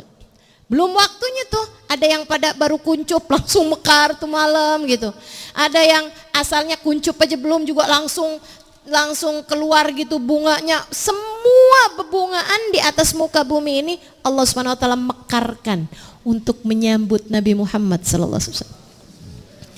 Makanya emang nggak salah dah kalau kita maulidan tuh ada bunga-bunga, emang nggak salah, gitu ya. Allah aja merayakan maulidnya Nabi pakai bunga-bungaan. Ini yang suka bilang-bilang bid'ah nih, aduh capek dah saya. Kita doain aja dah, biar pada bisa ngerasain nikmatnya merayakan maulid Nabi Muhammad sallallahu alaihi wasallam, gitu ya. Cahaya, lampu-lampu. Makanya teman-teman, nih yang suka bilang orang Indonesia nih suka berlebihan bikin maulid, kagak pernah jalan-jalan tuh orang. Kurang piknik tuh saya bilang. Itu teman-teman saya sekalian, jangan dikirain yang ngerayain maulid bulan Rabiul Awal cuman orang kita doang, orang Indonesia doang. Ya dia salah. Pergi ke Madinah kalau bulan Rabiul Awal, lampu-lampunya pada tambah tuh. Lampu-lampunya tuh hotel-hotel segala macam pada ditambahin lampu-lampuan. Kenapa? Maulid Nabi. Kalau kamu pergi ke Abu Dhabi sana itu, Kalau kamu pergi ke Mesir, kalau kamu pergi ke negara-negara lain-lain di India dan lain sebagainya, orang merayakan Maulid Nabi Muhammad sallallahu alaihi wasallam. Gegap gempita. Kamu pergi ke Libanon, kamu pergi kemana-mana, sama juga gegap gempita, teman-teman saudaraku sekalian. Nah, kenapa orang Indonesia Maulidannya lama banget, berapa bulan? Ya karena kita banyak. Kita mayoritas, harinya kagak keburu. Rabiul Awal doang sebulan gak cukup, iya kan? Perlu Rabiul Tsani, perlu Jumadil Awal, perlu Jumadil Tsani. Ini sampai sekarang bulan Rajab masih banyak yang rayain Maulid Nabi. Emang gak apa-apa, emang kenapa? Kita mah sepanjang tahun. Sepanjang tahun kita sih bergembira mulu dah kita mah. Alhamdulillah, Nabi Muhammad Nabi kita, ya kan? Seneng. Teman-teman saya sekalian, dajjatil malaikatu tahlilan wa tamjidan wa istighfar. Dari awal waktu maghrib tuh, waktu Mekah ya.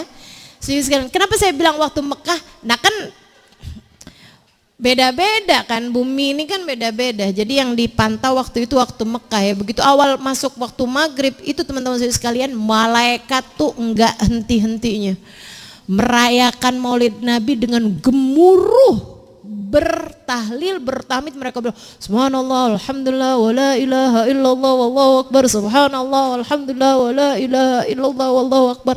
Kayak begitu tuh, rame bener.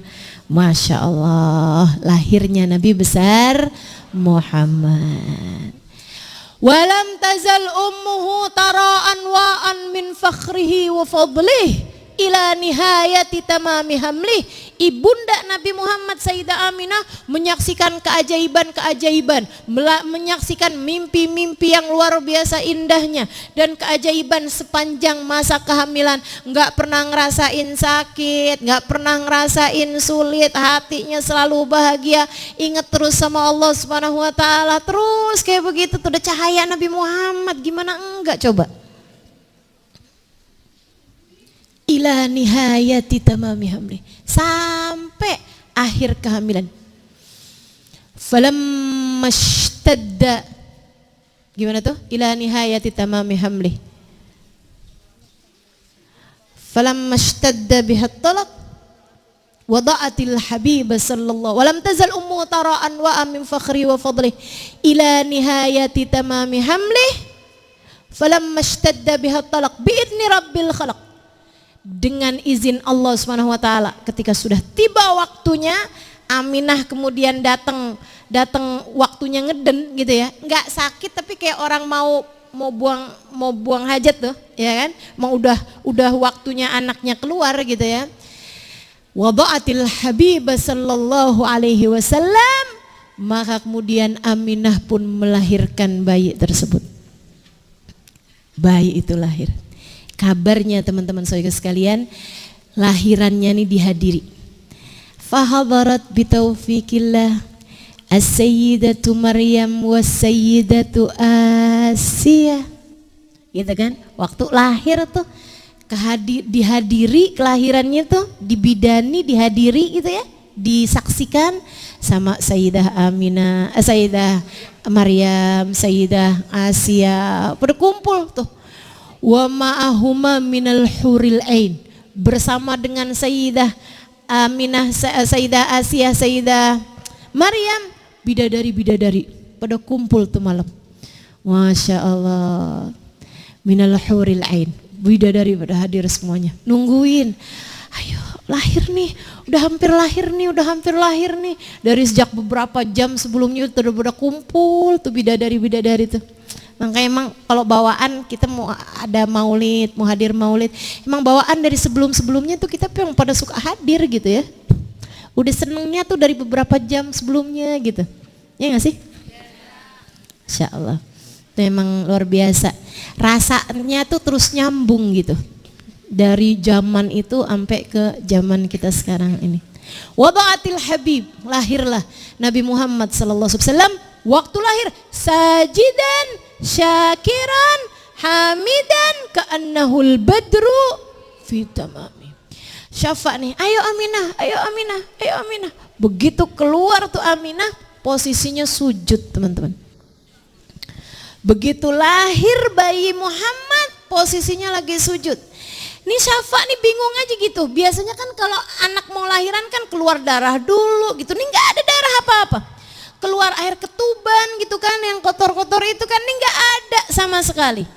Nggak ada air ketuban, nggak ada darah kotor-kotor. Tapi udah bayinya udah mau keluar gitu kan. Jadi Syafa bilang, ayo Aminah, udah sekarang nih sebentar lagi nih. Aminah pun kemudian apa tuh istilahnya? Iya, seperti itu. Kemudian lahirlah sang anak tersebut. Tapi Syafa nih udah nungguin kayak begini nih, nggak keterima karena dia begitu keluar srut, posisinya sujud. Diambil tuh bayi. Aneh banget sih, nggak ada darah, nggak ada kotor-kotor, nggak ada apa-apa. Diambil tuh bayi. Fa'idan bihrafi'an tarfahu ila sama. Tangannya menunjuk ke arah langit. Dilihatin Mas Syafa, tak pernah kulihat anak lebih indah daripada dia. Di bawah matanya sudah terdapat celak mata yang menempel sempurna.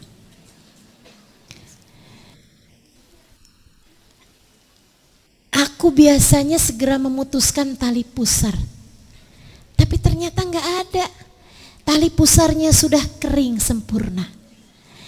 Aku pandangin ketika ditanya, laki atau perempuan Syafa? Ternyata bukan hanya laki-laki, ia adalah anak yang sudah berkhitan. Udah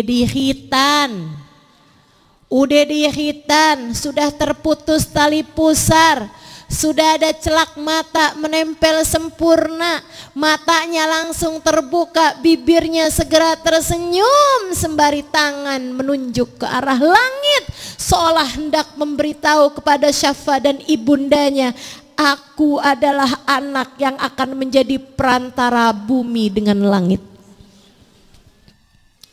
Aku akan menjadi hamba wahyu yang menyampaikan perintah Allah Subhanahu wa ta'ala kepada hamba-hambanya. Akulah hambanya Allah. Akulah Nabi akhiruz zaman. Oh, didekap Mas Syafa.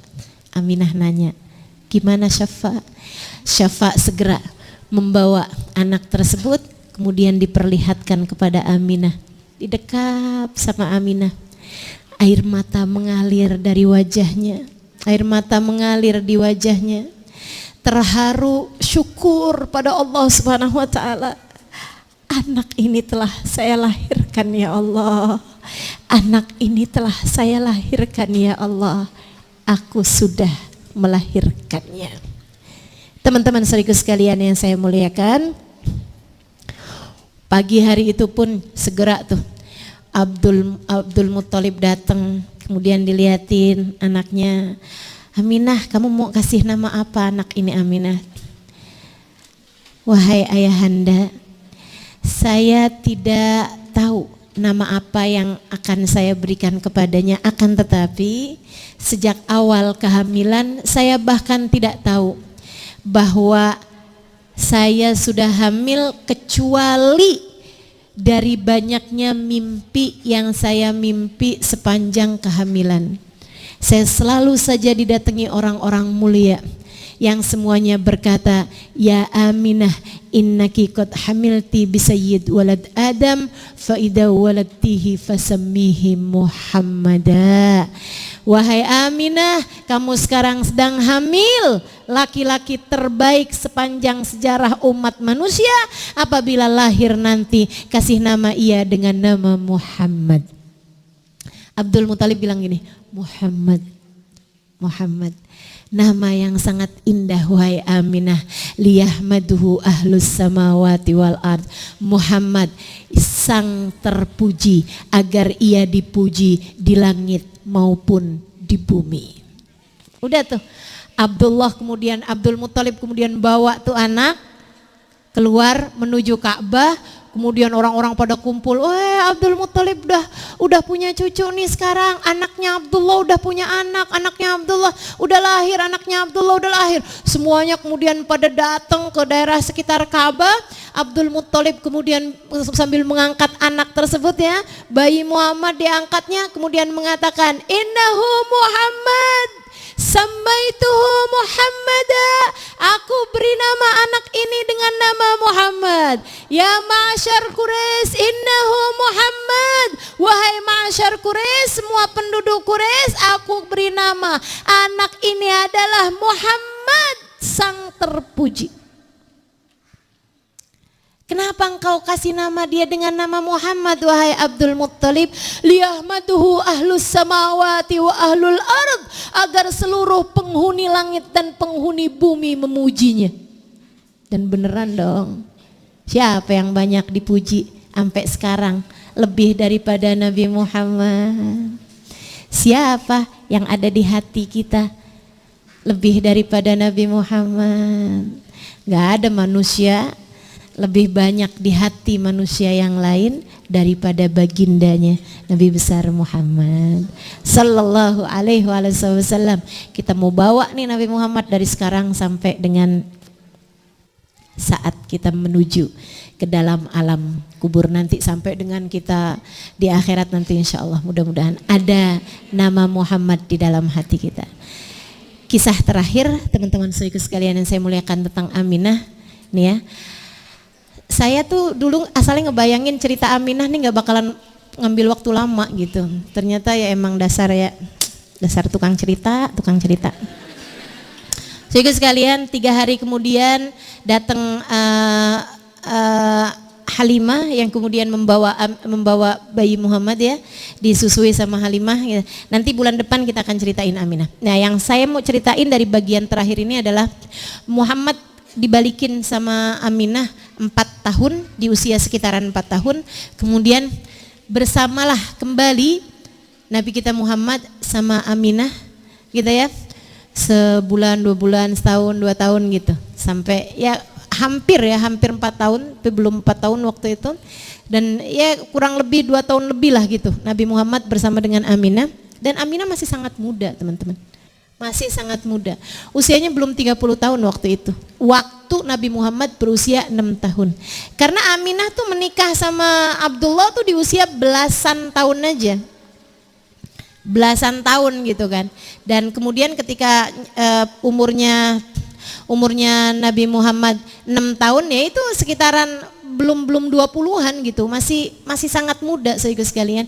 Ketika Aminah membawa Nabi Muhammad untuk berziarah ke makam ayahnya.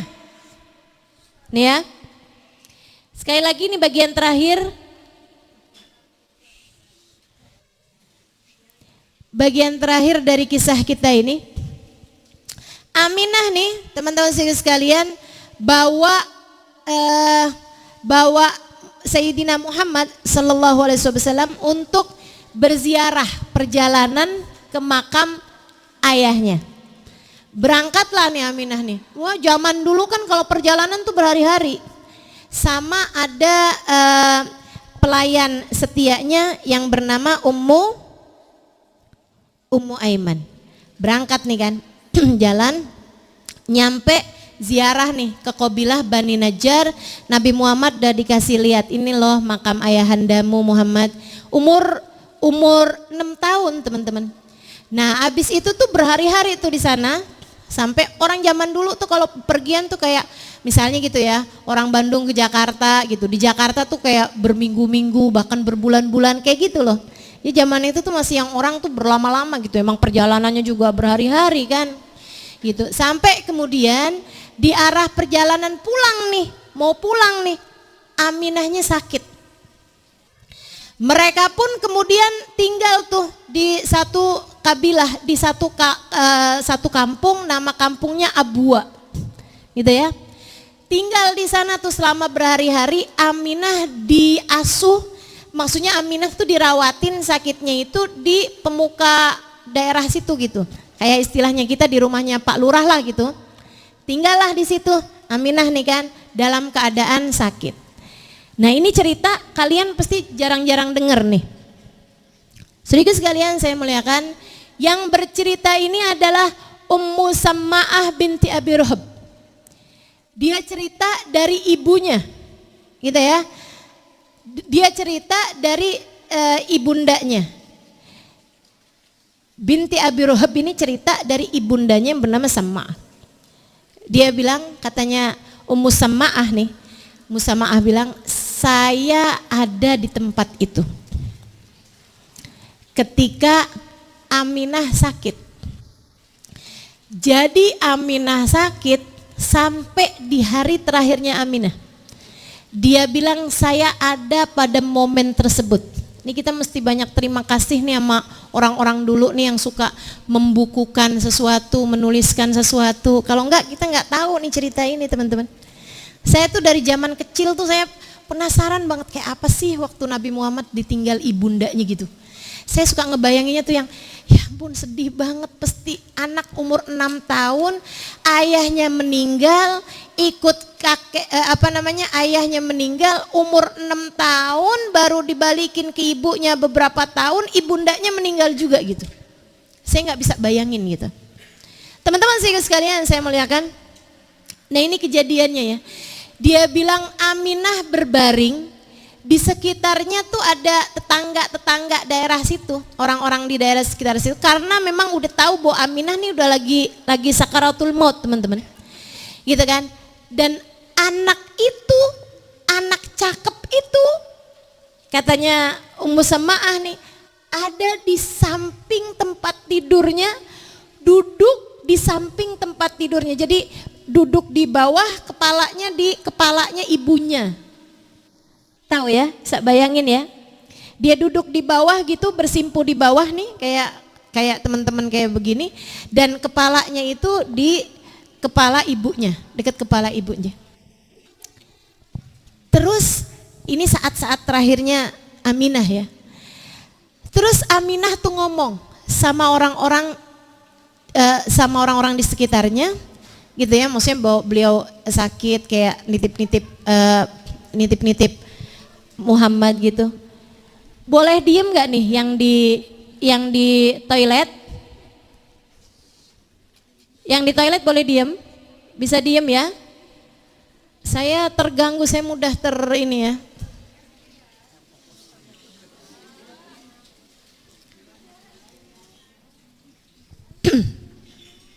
Teman-teman sekalian saya muliakan, akhirnya kemudian Aminah ngomong begini nih, ini saya mesti bacain bahasa Arabnya.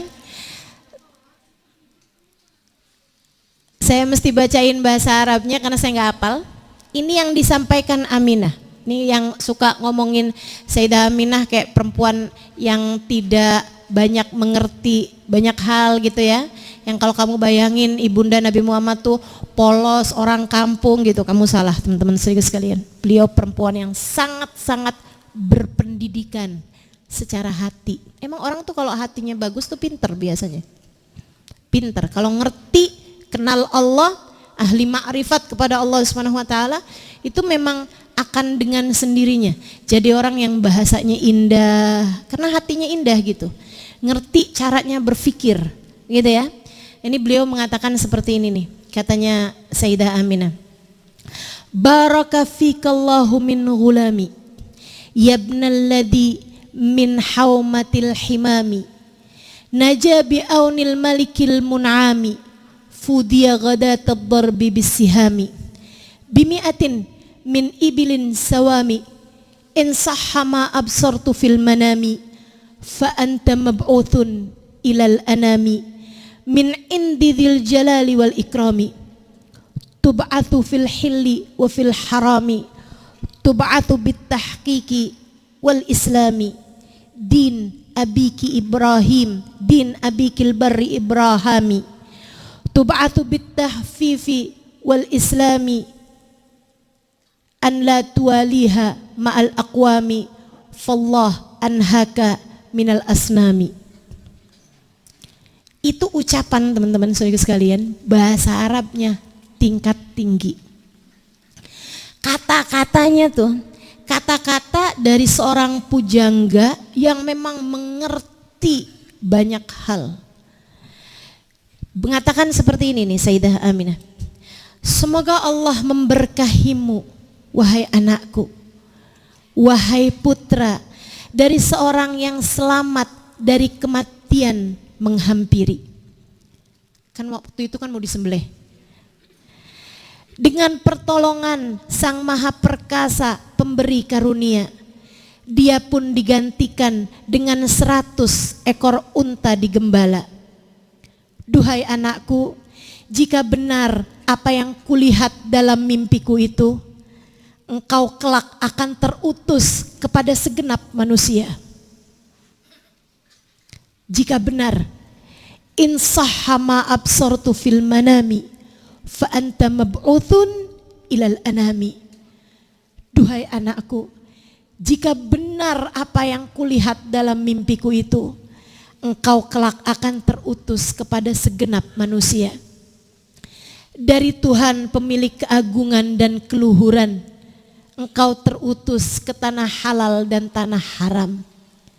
Engkau terutus dengan agama benar, agama Islam, agama kakek moyangmu yang mulia Ibrahim alaihissalam. Aminah kemudian memejamkan matanya perlahan, dan dengan suara yang semakin parau ia berkata, kata Ummu Sama'ah, kali ini ia tidak berkata kepada anaknya, ia berkata kepada semua dari kami. Kullu hayyin mayyit wa kullu jadidin bal wa kullu kabirin yafna wa ana mayyitatun wa dzikri baqin wa qad taraktu khaira wa waladtu tuhra.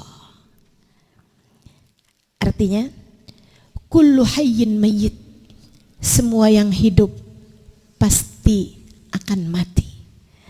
Wa kullu jadidin bal, semua yang baru kelak akan rusak. Wa kullu kabirin yafna, semua yang tua ia kelak akan binasa. Wa ana mayyitatun, aku pun akan segera mati. Wa dzikri baqin, akan tetapi namaku akan kekal abadi. Aku akan segera mati, akan tetapi namaku akan kekal abadi. Sebab wa qad taraktu khaira, aku telah meninggalkan hal terindah di dunia. Wa waladtu tuhra, aku telah melahirkan manusia suci. Beliau kemudian menghembuskan nafasnya yang terakhir sesudah mengucapkan kata-kata tersebut. Begitu Aminah menghembuskan nafas yang terakhir, anak di sampingnya nangis tak henti, membuat semua yang ada di samping itu ikut menangis pula bersama tangisan anak 6 tahun yang kini telah tak beribu setelah lahir tanpa pernah kenal sang ayah. Ia menangis, menangis, menangis. Sementara yang di sekelilingnya tak mampu untuk menghiburnya. Hanya Ummu Aiman yang kala itu mendekapnya seraya mengatakan, tak mengapa Muhammad, aku bersamamu. Tak mengapa Muhammad, aku bersamamu. Anak itu terus saja menangis seraya mengatakan, Umi, Umi, Umi, jangan pergi Umi, Umi. Tangisannya membuat menangis semua malaikat-malaikat Allah yang di bumi maupun yang di langit. Mereka berkata, ya Allah, dengan siapakah lagi Muhammad harus tinggal? Dengan siapakah lagi Muhammad harus berada? kepada siapa Muhammad akan diasuh sesudah ini, sesudah ia tak pernah kenal sang ayah, kini ibundanya pun telah meninggal dunia pula. Allah menjawab, akulah untuknya. Akulah untuknya. Ia adalah hambaku. Akulah selalu untuknya. Hanya aku untuknya.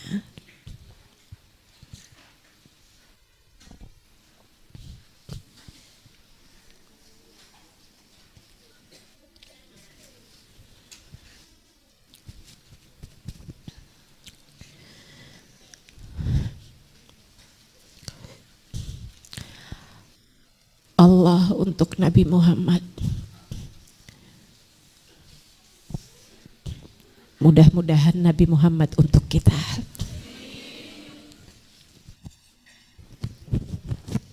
Dari dunia hingga kelak akhirat nanti insyaallah. Siapapun di antaramu yang kehilangan sesiapa, teman-teman saudaraku sekalian, Allah akan selalu ada untuk kita. Dan alhamdulillah juga kita punya Nabi Muhammad. Allah tuh memang bikin Nabi Muhammad ngerasain banyak derita. Karena memang hanya dokter yang pernah mengalami kesakitan, yang mengerti cara mengobati pasiennya dengan cara yang paling menyenangkan. Kenapa Allah kasih banyak pada Nabi Muhammad derita-derita dalam hidupnya? Adalah karena Allah mempersiapkan Nabi Muhammad untuk kita umatnya. Karena semua deritamu teman-teman pernah dirasakan sama Nabi Muhammad alaihissalam. Jika kamu menderita karena kehilangan, Nabi Muhammad pernah mengalaminya juga. Jika kamu pernah menderita karena kemiskinan, Nabi Muhammad pernah mengalaminya juga. Kalau kamu menderita karena pembulian, Nabi Muhammad pernah mengalaminya juga. Jika kamu menderita karena dihina, dicaci, dimaki orang siapapun misalnya gitu, Nabi Muhammad pernah mengalaminya juga. Jika kamu menderita karena sakit, Nabi Muhammad pernah mengalaminya juga. Apapun saja dari derita kita, Nabi Muhammad pernah mengalaminya teman-teman. Seolah-olah Nabi Muhammad selalu bisa berkata kepada kita, aku pernah merasakannya.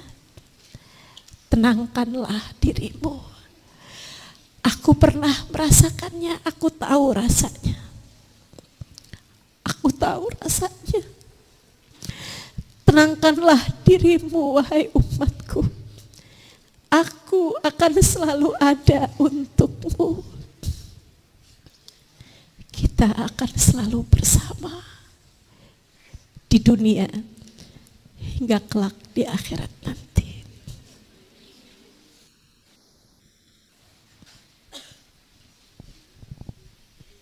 Sallallahu ala sayyidina Muhammadin wa ala alihi wa sahbihi wasallam. Bifadli subhana rabbika rabbil izzati amma yasifun. Wassalamun alal mursalin. Walhamdulillahi rabbil alamin ya rabbana.